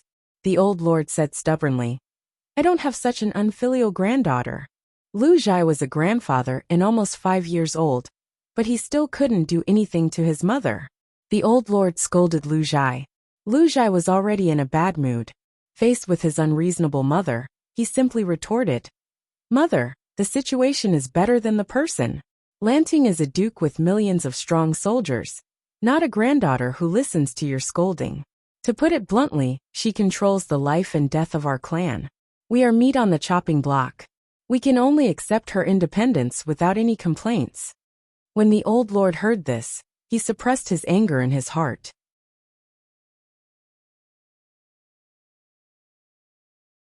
Chapter 1251. The sudden change shocked Lu Zhai and his son. It was as if their hearts had skipped a beat. The two hurried over to support the old Fengjun. When the old Fengjun saw their nervous expressions, she couldn't help but reveal a comfortable smile. She knew that as the respected old Fengjun of the entire family, no one dared to anger her or go against her wishes, much less her own son and grandson. As long as she was still in the Lu residence, she was the old Fengjun that everyone respected. Thinking of this, the old Fengjun felt much better. Her soaring blood pressure and anger started to decrease. She shakily reached out to grab her son's hand. She was about to smile and say something, but she was too angry. A mouthful of thick phlegm surged up her throat. It rolled and didn't want to slide down, and she couldn't spit it out. After a while, her ruddy face turned pale, and then from pale to dark purple. The color quickly deepened. Her thin and sharp eyes widened, and the whites of her eyes were frightening. Her change was more serious than Lu Zhai and his son. They were even more afraid. Lu Heng said with a pale face, "Father, grandmother is probably blocked by phlegm." Lu Zhai hurriedly told his son to hurry the doctor. He helped the old Fengjun stand up and patted her back. Because the old Fengjun was having trouble breathing, she let out a heavy and hurried sound like a wild beast. Lu Zhai was so anxious that his eyes turned red. His hands and feet trembled, as if he had fallen into an ice cellar.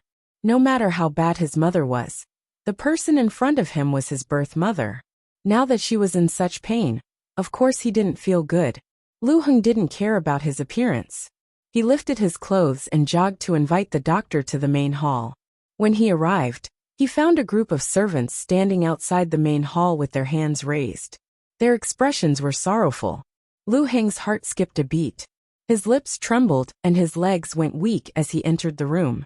The tip of his feet stepped on his clothes, and he stumbled forward. The doctor carried a medical box and followed in. He saw Lu Heng almost fall, and subconsciously reached out to pull him up. The doctor was a guest official that Lu Zhai had specially invited to the old Fengjuan's residence. He was in charge of diagnosing and treating the old Fengjun. If the old Fengjun had a headache or fever, he would be in charge of it. He was also the one who understood the old Fengjuan's condition the best. Old Fengjun, this is... Lu Gui hugged the old Fengjun with a pale face. She only came back to her senses when she heard the doctor's voice. Quick, let mother take a look, Lu Zhai urged the doctor. The doctor glanced at the old Fengjuan's appearance and came to a conclusion in his heart. He still went forward to take the old Fengjuan's pulse. The skin he touched was much lower than that of an ordinary person. There was no pulse at all. The doctor lifted the old Fengjuan's eyelids to look at his pupils. Master, my condolences. He shook his head with a regretful expression. Lu Zhai's age could be considered to have entered old age, and it was best not to be struck by a sudden mishap and have one funeral turn into two. Thus, the doctor comforted Lu Zhai in a low voice. Old Fengjun is also a person of 70 years of age. Now that he has passed away, it can be considered a happy funeral. Old Fengjun usually eats a lot of meat and fish. His diet is heavy, and he doesn't like to move around, so he often has headaches and dizziness. Just now his anger attacked his heart, causing his heart and lungs to be damaged. His phlegm surged up, causing him to have difficulty breathing. Master, you should prioritize your health and not have such a huge change in emotions. The doctor had been a doctor for many years and was very experienced. He only needed to do a simple examination to know how the old Fengjun had passed away. The old Fengjun had lived like a prince for too long. His body was not suited for great joy or anger. Otherwise, it would be easy for his qi and blood to attack his heart, and medicine would be ineffective. He had lived in the Lu residence for many years, and knew the temperament of the few masters in the residence. The doctor did not believe that Lu Zhai had angered the old Fengjun to death. Everyone knew how filial Lu Gui was to her mother. The old Fengjuan's reputation was not good. Everyone in the residence knew that this old woman was not willing to suffer any losses. Even if she threw a tantrum, she would make people accommodate her. In terms of angering someone to death, it was more likely that Lu Gui had been angered to death by this old mother. The doctor glanced at the old Fengjuan's sorry figure. The other's face was dark purple, and now it was dyed with a deathly ash white. His slightly protruding eyes were bloodshot, and a mouthful of thick green phlegm hung from the side of his mouth. On the ground, there was a puddle of food residue and acid from his stomach. Lu Gui only came back to her senses after a while. Tears fell from her eyes, and her teeth bit her lower lip until it was white. Sobs flowed from her throat. Lu Heng watched from the side with worry. Grandmother had already passed away. If something happened to father, the entire family would collapse. Lu Gui cried for a while until she was out of breath. However, it was better to vent her sorrow than to keep it in her heart. After a while, Lu Gui said in a hoarse voice with a muffled sob, "Send someone to hold a funeral and set up a mourning hall." Lu Heng was silent for a while, and then asked Lu Gui with a troubled expression, "If we hold a funeral, was grandmother's death due to a dream or? If it was a dream, then it was a normal death of old age, commonly known as death of old age.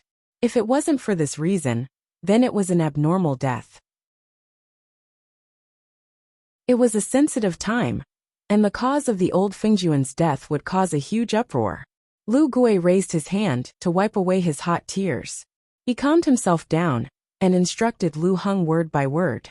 Mother fell into the hands of the bandits in Hejian County, and the people were attacked by the Huang bandits. They were anxious and fearful, and their old illness was triggered. Unfortunately, they passed away.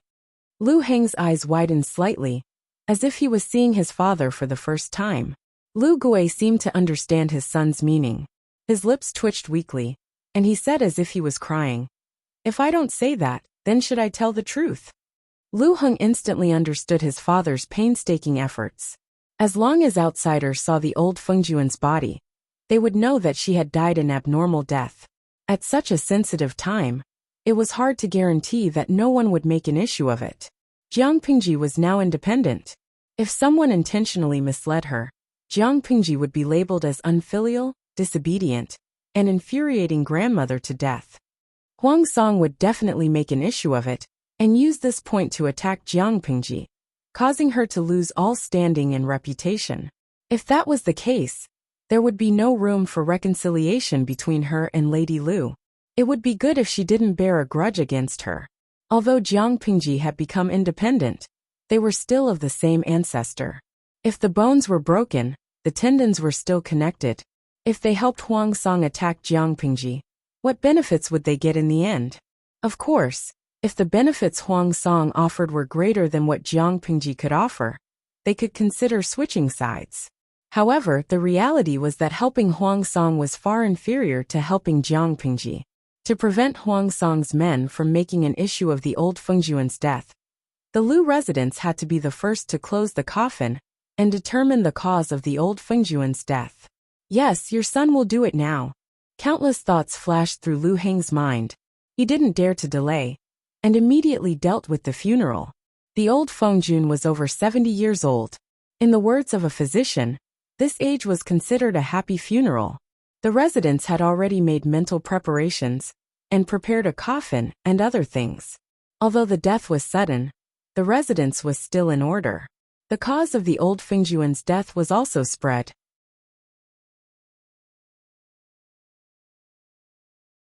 Chapter 1252.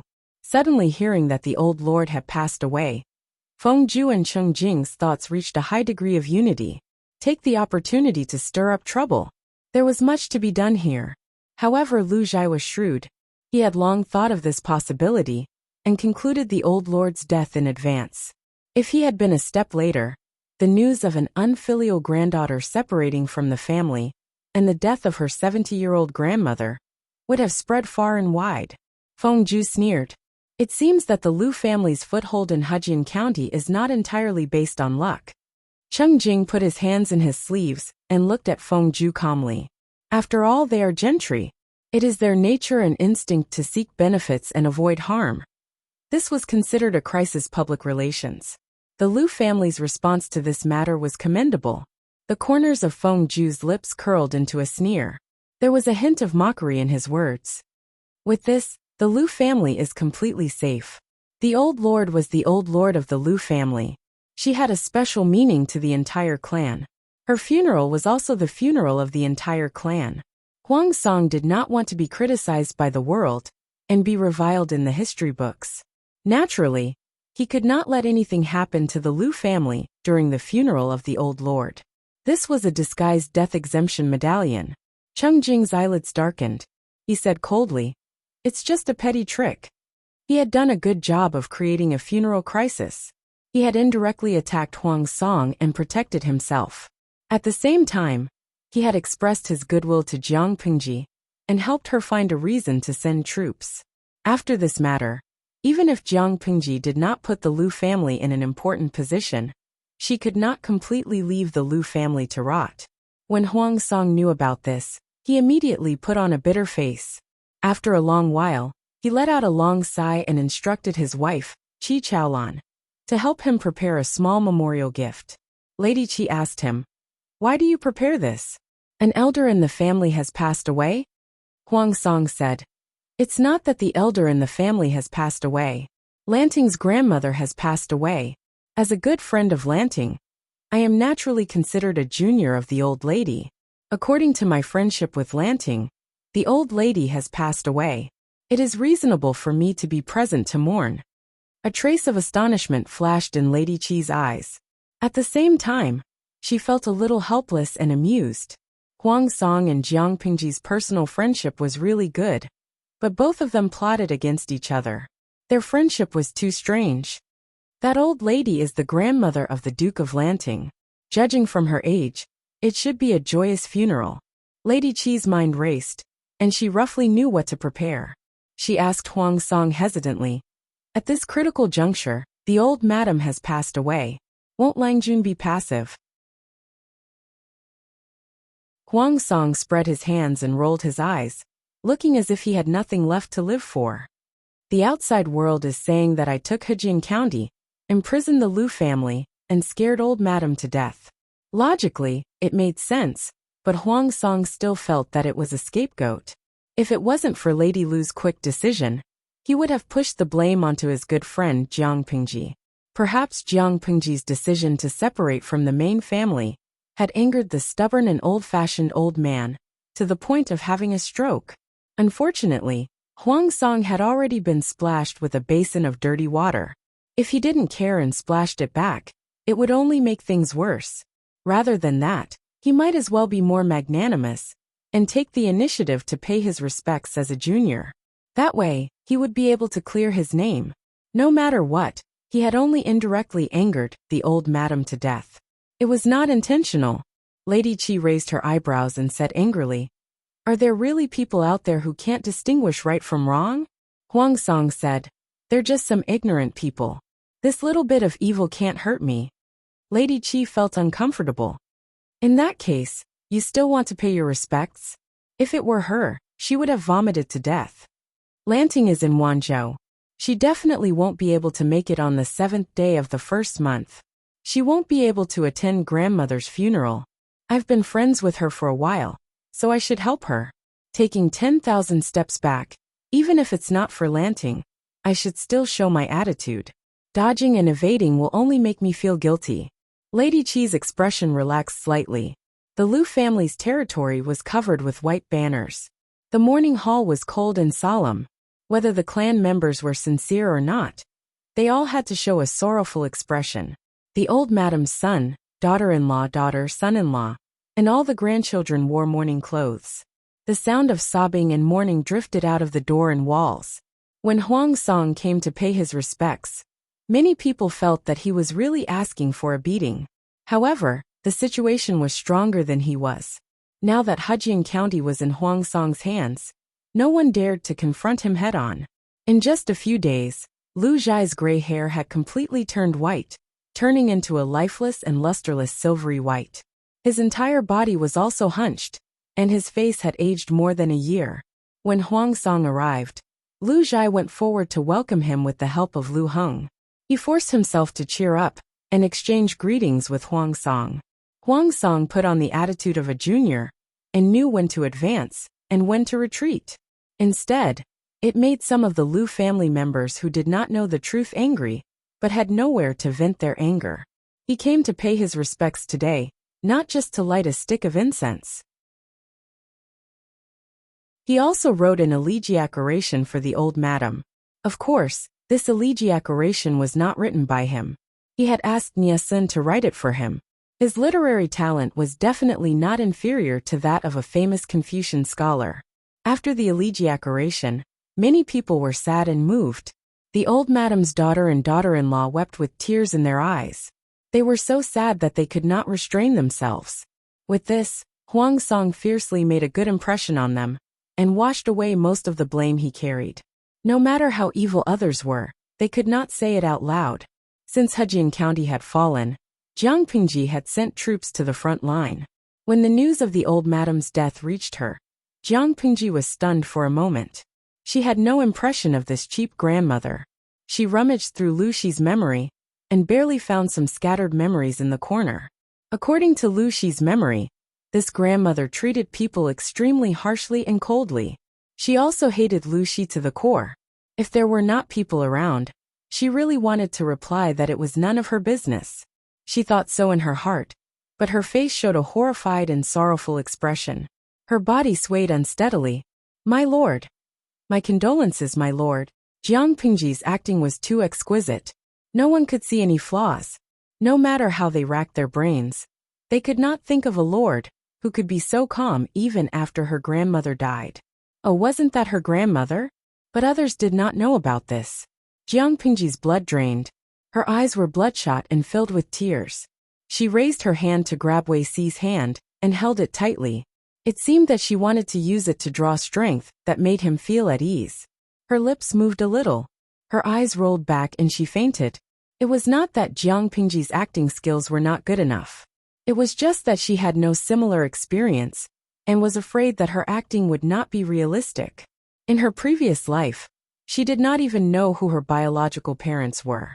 When she was a few years old, she was sent by her adoptive parents to the Special Military Academy to be trained as a genetic warrior. Jiang Pingji's rationality was perfect, but there were still many gaps in her emotional side. She really could not do it if she was asked to vividly play a filial little girl who had lost her grandmother. With a sudden inspiration, Jiang Pingji used the great technique of pretending to be unconscious that had worked every time. Her fainting scared the hell out of people. Qiguan Rang took advantage of the chaos to secretly take Jiang Pingji's pulse. After confirming her pulse, he released his hand without a trace. Very good, it was not a slippery pulse. Although Qiguan Rang had been looking forward to seeing the young lord's shadow, if the lord was pregnant at this juncture, he would really be in trouble. It was fine as long as she was not pregnant. Jiang Pingji's heart was beating like a drum.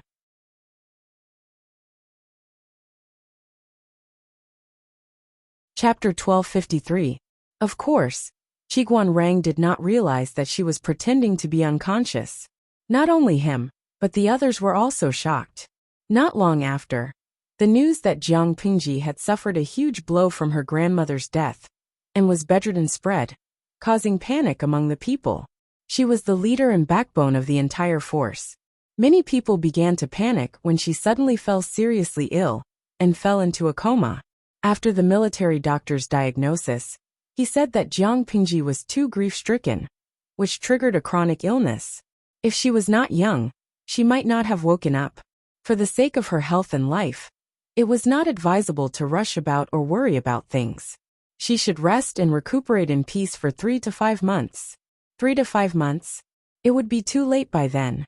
When the generals and soldiers heard about this, their hearts felt cold. Their lord fell ill, and the morale of the army was disrupted before victory was achieved. This was not a good sign. For a moment, the camp was filled with a depressing atmosphere. They were worried about Jiang Pingji's situation. At this time, a few generals stood up to reorganize the camp. Fu Wang took over the military power and encouraged the generals. The overall morale did not drop but rose. Their lord fell ill. They needed to pull themselves together and defend the land, so that the enemy would not dare to invade. The morale of the army outside has stabilized. Jiang Pingji, who was rumored to be seriously ill and unconscious, was leaning on the table. She was in high spirits and had a ruddy complexion. She did not look like a sick person at all. Fu Wang said solemnly, "It has stabilized. The morale of the troops is high, and they are training harder than before." Jiang Pingji nodded. Her thoughts could not help but return to that day. Everyone thought that she was really ill, and they were all very anxious. However, they were smart people. After a while they realized that something was wrong. Their lord was as strong as a wild bear. Even if she was really grief-stricken, she would not faint so easily, right? Finally, they dismissed the idlers around them and waited for Jiang Pingji to wake up. Jiang Pingji lay on the sickbed and quietly opened one eye. She realized that her trusted subordinates were all there, staring at her with unkind expressions. She had overturned the car. The scene of the car accident was extremely tragic. Coupled with the merciless mockery of the salted fish in the streaming room, the situation was extremely chaotic. Tai Jiashi, streamer, have you heard of the story of the boy who cried wolf? Lei Dian Fuang. Trash streamer, what a waste of my feelings. My worries just now have all been fed to the dogs. Black Blade Master. I didn't expect you to be such a streamer. When did you become so good at pretending to be unconscious? Yizhang Man. Shocking. A famous streamer has been fooled on the spot. Many innocent boys have been fooled, but they are still infatuated. Jiang Pingji's skin was thick and strong. It was impervious to swords and spears. She stood up with a smile. You haven't left yet. Everyone. Wei Xi said helplessly. What is my lord doing? Jiang Pingji choked in her heart. How could she tell him the real reason? She had a brainwave, and a plan came to her mind. She said with an indifferent expression, Grandmother passed away. As her granddaughter, I must attend her funeral. But Hejian County is already Bogeo's territory. If I really go to the funeral, I don't know if it's for my grandmother or myself. Bogeo won't let go of this opportunity. Qiguan Rang had a look of disapproval on his face. His thin lips were pursed into a straight line. The Lord used the trick of pretending to be unconscious to avoid attending the funeral. This inevitably left the outside world with the impression that she was unfilial and afraid of Huang Song. This matter is not difficult to resolve. My lord can send someone to attend the funeral on your behalf. Although the person can't be there personally, it's the same if his heart is there. Their lord had always been as shrewd as a fox. How could she be muddle-headed and use such a stupid trick? I know this, but Bogeo took Hejian County and scared my grandmother to death. We can't just let this go. Jiang Pingji's eyes flashed with a scheming and cold light. She smiled and said, "What if the news spreads that I'm too grief-stricken and have a chronic illness that makes it difficult for me to travel? Bogeo's side will definitely be suspicious. Once the news is confirmed to be true, they will let down their guard. The army can take this opportunity to move their troops around and launch a surprise attack." Everyone was stunned. They didn't expect Jiang Pingji to pretend to be unconscious to be her strategy. Jiang Pingji continued, "Hejian County has always been a battleground for military strategists. Bogeo has the advantage of the right time and the right place to station his troops here. He has Haozhou and Qinzhou. He can take advantage of the terrain and divide his troops to attack Wanzhou and Songzhou. We can only respond passively. In addition, Bogeo and I formed an alliance to attack the Meng family in Songzhou. He crossed the river from the lower reaches of the Song River to attack Songzhou. He's already familiar with the route." Although Huang Song only had 2 prefectures, his position was a pain in the ass for Jiang Pingji. Huang Song had taken over Hejian County, so Wanzhou had become a close target for him to attack. Jiang Pingji had been operating in Wanzhou for so many years. How could she bear to use Wanzhou as the main battlefield for the confrontation between the 2 armies? Even if they won the war, Wanzhou would be destroyed. It would really be like the saying, after being busy for a few years, everything would be back to square one. She was now afraid to take action, but Huang Song had nothing to fear. In order to protect Wanzhou, Jiang Pingji had to move her troops first and further push the battlefront to Huang Song's territory. After listening to her, everyone revealed a thoughtful expression. What their lord had said was what they had been most worried about recently. Wanzhou must not be lost. They didn't expect their lord to be so meticulous and take the risk to make this plan happen. Salted Fish in the livestream room listened in a daze. Tuta Feiqiu. I really believed the streamer's words. Lao Ciji Lianmeng. I've been stuck with a year's worth of instant noodles. The streamer definitely came up with this at the last minute to smooth things over. In Yuejia Zhugachinma. Haha. The streamer is really an elite and outstanding talent who lies with her eyes wide open. I'd be blind to believe her words. They had been following the livestream room for so many years. They knew what kind of person Jiang Pingji was, alright? Unfortunately, no one else could see their complaints except Jiang Pingji. Yang Si found a military doctor to diagnose Jiang Pingji. In the end, he concluded that she had been grieving too much and had triggered an old illness. She could only rest quietly and not tire herself out. It was worth mentioning that the military doctor was none other than Dian Yan's wife. Dian Yan, Meng Han, and Feng Jin were transferred to Song Prefecture by Jiang Pingji to prevent Huang Song from attacking Song Prefecture from Songhe Gorge and Jiangdu. Han Yu Xieze and Qin Gong were transferred to Zhe County and Hu County by her. They were on guard and cooperated with the main force to encircle and suppress Huang Song's forces. The main force was led by Jiang Pingji. Wei Ci, Yang Si, and Qiguan Rang were the strategists. Fu Wang was the commander-in-chief. Li Yin and Jiang Nongqin were the deputies. They were to directly restrain Huang Song's troops. Sun Wen guarded the northern borderline to prevent the herdsmen of the northern borderline from rebelling during the chaos. Su Ku and Feng Zhen defended Wanzhou and Chongzhou. Bai Ning led the troops to guard the rear for the first time. Cheng Yuan was transferred to Hu County. The troops seemed to be scattered, but in fact, they were all targeting Huang Song. After discussing a comprehensive plan, Jiang Pingji continued to be her patient. She was only responsible for pretending to be sick every day. Wei Xiai took on the responsibility of representing Jiang Pingji to attend the funeral. He rushed to Hejian County overnight. Qiguan Rang expressed that he was up to the task. Wei Xiai was not from Hejian County. He was not very familiar with the roads. Qiguan Rang was different. He was half a son-in-law of Hejian, and had stayed there for several years. Jiang Pingji glanced at him with a faint smile. Her gaze immediately fell on Wei Xiai. Qiguan Rang was silent. How could he forget again? Wei Xiai was someone his lord had set her eyes on. Attending the funeral on her behalf this time was a disguised acknowledgement of Wei Xi's identity. TSK, the sour smell of love was everywhere.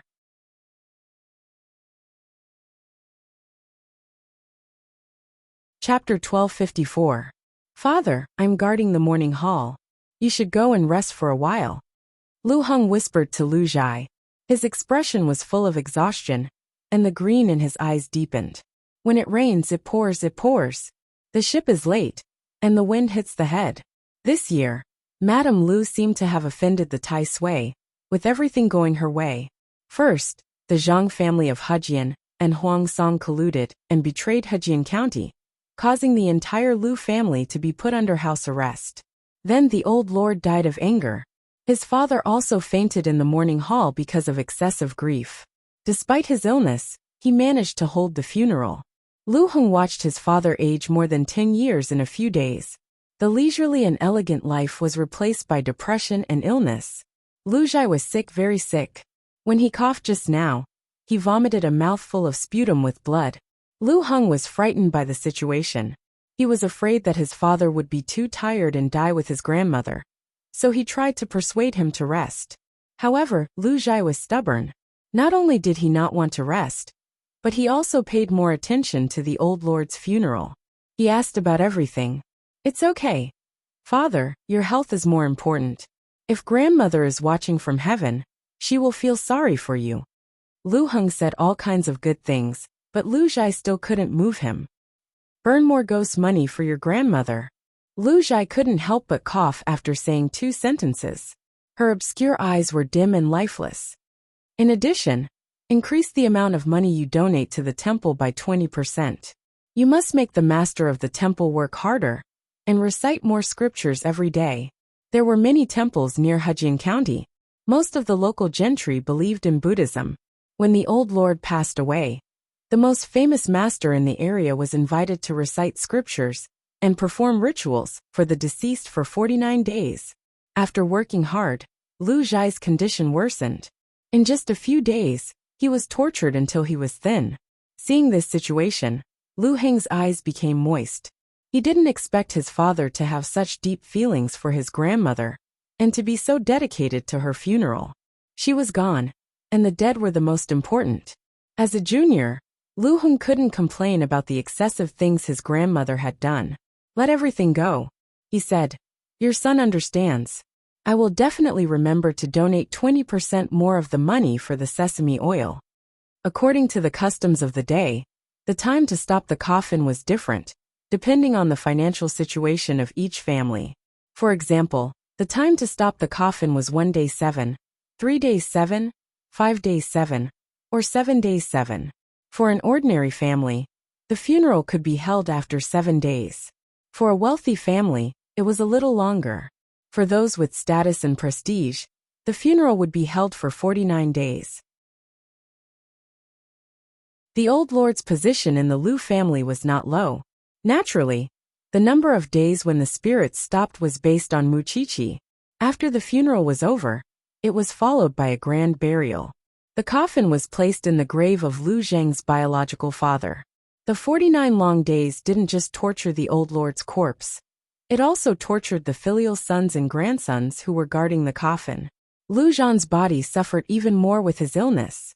Just after the 7th day of the old Fengjuan's death, he fell ill and could not take care of the morning hall.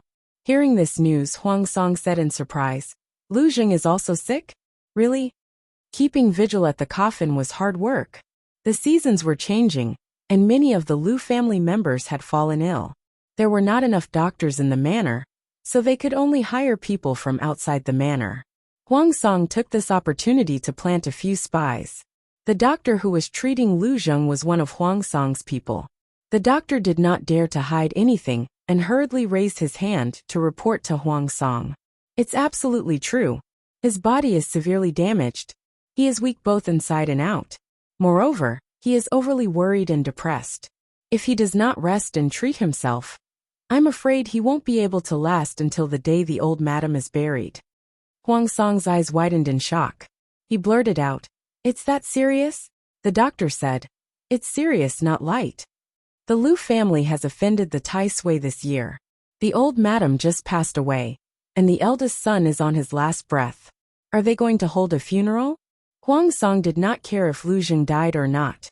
He only cared that if Lu Zheng died, he would have to take the blame. Go back and treat him well. Use whatever medicine is useful. Don't be stingy. Even if you use strong medicine, you have to keep him alive. Don't let him die. Huang Song did not want to recite 2 funeral rites in a month. It was too unlucky. If Lu Zheng died and he was blamed, wouldn't he feel wronged? Hearing Huang Song's instructions, the doctor did not dare to let his guard down. He carefully attended to Lu Zheng. After a few days, Huang Song received news from the scouts in front. Jiang Pingji had sent messengers to attend the funeral. Who did Lanting send? Cheng Jing replied, Wei Xiai Wei Zixiao. Huang Song said, Wei Xiai. I remember that he is from the same sect as Yumo. It seems that Lanting values him very much. After all, he was representing himself to attend the funeral of an elder. Those who were not his confidants did not have the right to do so. Cheng Jing said, Zixiao's ability is like the moon. Although it is not as dazzling as the sun, it has its own brilliance. It is normal that he is valued by the Lanting Duke. After all, they were brothers from the same sect. It was basic for them to boast about each other in business. Of course, this was not a brainless boast. Wei Si's administrative ability was strong, but he was low-key and never competitive. This caused his presence to be low. 2 days passed in the blink of an eye. Wei Xiai arrived at Hejian County travel-worn. Under the shadow of war, Hejian County became increasingly desolate and cold. The nearby fields were overgrown with weeds, and there were no farmers farming for a long time. Although Huang Song did not use strong troops to conquer Hejian County, there were still many people who hurriedly fled with their families. After entering the city, there was no one on either side of the street. The taverns and tea houses were closed. The steps were covered with moss and thick dust. Wei Xiai was the messenger sent by Jiang Pingji. Naturally, Huang Song would not allow him to come and go as he pleased in his territory. There were many interrogations and tests. No matter how many tricks he used, Wei Xiai dealt with them flawlessly. Because of Jiang Pingji, the Lu family was isolated by the gentry in Hejian. It was very cold near the old house. One could faintly hear the sound of weeping spirits. When the old lord passed away, many gentry families did not come to offer their condolences in order to disassociate themselves. They all closed their doors and refused to receive guests, such as the Shengguan family.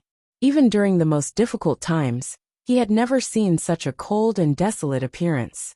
Of course, there were those who were afraid, and those who were not. Qiguan Rang's father-in-law, Wei Yuan, dared to come to offer his condolences with great fanfare. Wei Xiai rushed over. Lu Heng, who was in the morning hall, heard the news and hurriedly asked his servants to receive Wei Xiai. At the same time, Lu Heng told his father Lu Zheng. Lu Zheng had been bedridden for a few days. His condition had improved, and he had regained consciousness.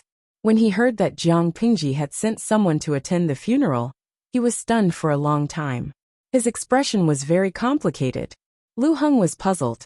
Since his father had been seriously ill, he often showed such an expression that he could not understand. It's rare that she has such thoughts. Heng receive the messenger well. Don't be cold.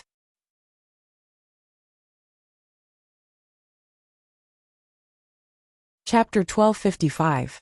Receiving the news that Wei Xiai had come to attend the funeral on behalf of Jiang Pingji, the Lus had mixed feelings. They knew that Jiang Pingji's independence not only slapped the Lus in the face, but also made them the laughingstock of the world. They wished they could straighten their backs and kick her messenger out. At the same time, They were secretly happy that she had not forgotten her clan, and knew to send people to attend her grandmother's funeral. Just as Lu Zheng had said, they were meat on the chopping block. The law of survival in troubled times was one's fist. Only those with a strong fist had the confidence to speak. Without a strong backing, whether it was the gentry or the feudal lords, sooner or later, they would be fat fishes on the chopping block waiting to be slaughtered. The people of the Lu clan had seen too many things happening in the past few days. The once lively clan was now deserted. The huge contrast made many people feel uncomfortable. Because of this, they also deeply realized the importance of power and fists. They obviously hated Wei Ci, but they still had to put on a smile to deal with him, for fear of angering him. Wei Ci did not care about these people with different thoughts. After seeing Lu Heng, he earnestly offered incense to the old lord. Lu Heng did not know Wei Ci, and did not know his temperament. He could only pick a topic carefully, and secretly test Jiang Pingji's attitude. Wei Ci frowned slightly and looked worried. He told the truth. My master was very sad when she heard of the old lord's death. She was greatly shocked and accidentally triggered her old illness. She is still sick and can't get up. It's not that she doesn't want to come personally to attend the funeral. It's just that she is powerless. What? His cousin is sick? Lu Heng questioned subconsciously. When he realized that revealing his emotions would make Wei Ci unhappy, he quickly tried to salvage the situation. The Lord of Lanting has always been healthy. How did he trigger his old illness and fall ill? Wei Ci did not seem to see Lu Heng's inadvertent doubts and said worriedly, my master is stubborn and likes to do everything herself. In the previous battles, my master had taken the lead. Although her life was not in danger, minor injuries and illnesses were unavoidable. She also refused to rest, and as a result, a hidden danger has been buried in her body. Before I left, my master was still in a coma. The doctor said that she would need at least 3 days to wake up. Jiang Pingji was a drama queen, and Wei Ci was not inferior to her. When he talked about this, the scene of the emperor's serious illness in his previous life appeared in his mind. His expression was especially solemn and worried. Lu Heng's heart skipped a beat, immediately believing most of it. He asked, is there anything wrong with your health, Lord Lanting? I hope it's not serious. Wei Ci sighed and said, the doctor advised that it's not advisable to rush about or worry too much. It's better to recuperate in peace for 3 to 5 months. 3 to 5 months? Lu Heng felt a chill in his heart. 3 to 5 months of recuperation was already a very serious illness. The two of them stood at the side and talked. Their voices were not loud, but the morning hall was a quiet place. Although there were filial sons and grandsons who cried loudly, the mourning did not happen 24 hours a day. Usually there were several shifts, and there was a break in between.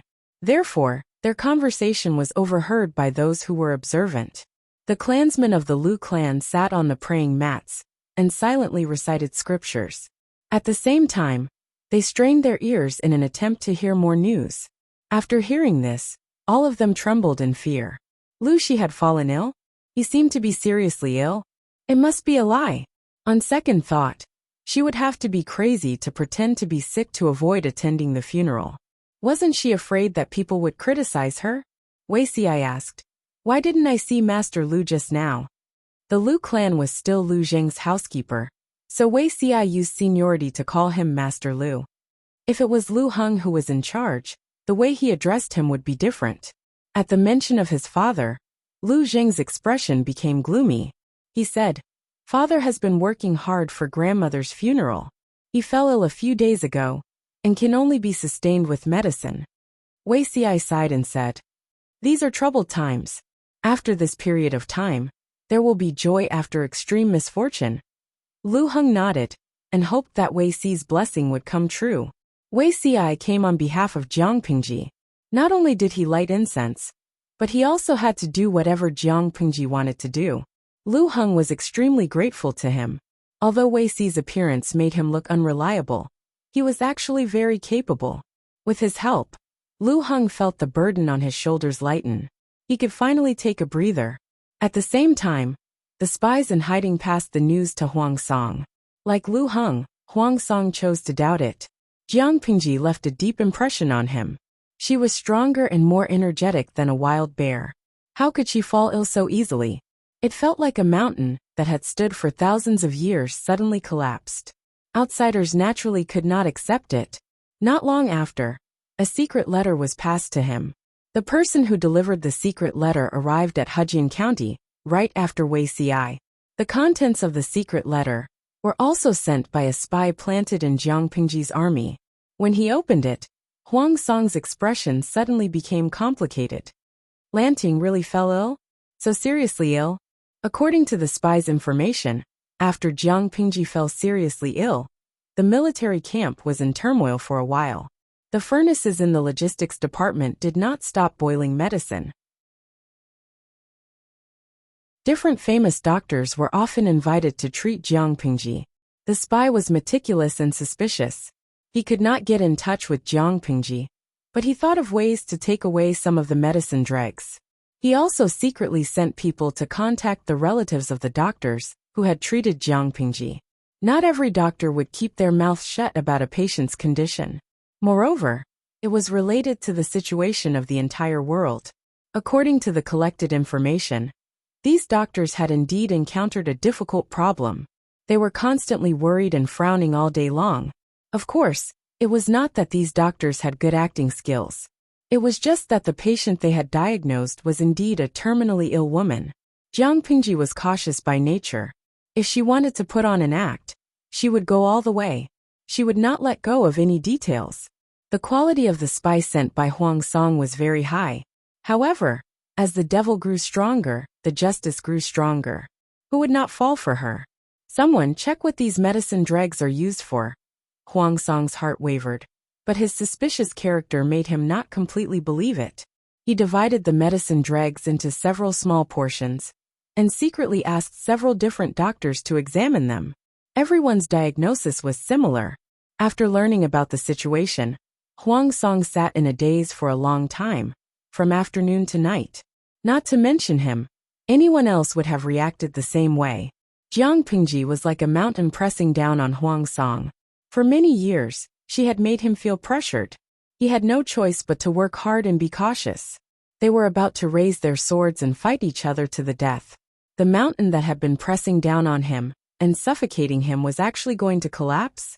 She was kidding. Seeing him like this, Lady Qi could not help but ask with concern. Lang Jun, what happened? Huang Song took a deep breath and revealed an expression that he did not know how to describe. Madam Lanting seems to be very ill. Madam Qi secretly rolled her eyes. You actually believe that? Huang Song nodded. I believe it. Lady Qi knew how suspicious her husband was. If he believed something, it was definitely not far from the truth. What's going on? Lady Qi looked surprised and said, Lang Jun, why don't you invite these gentlemen to the house for a chat? Huang Song slapped his forehead. You're tuning in to the Li Mei's Sword of Destiny YouTube channel. We're so grateful for your support, and don't forget to subscribe to join us on this incredible journey through captivating stories. Your generosity through donations truly makes a world of difference, as it's the primary source of revenue that allows me to expand and enhance this channel for you. Thank you from the bottom of my heart for being a part of this adventure.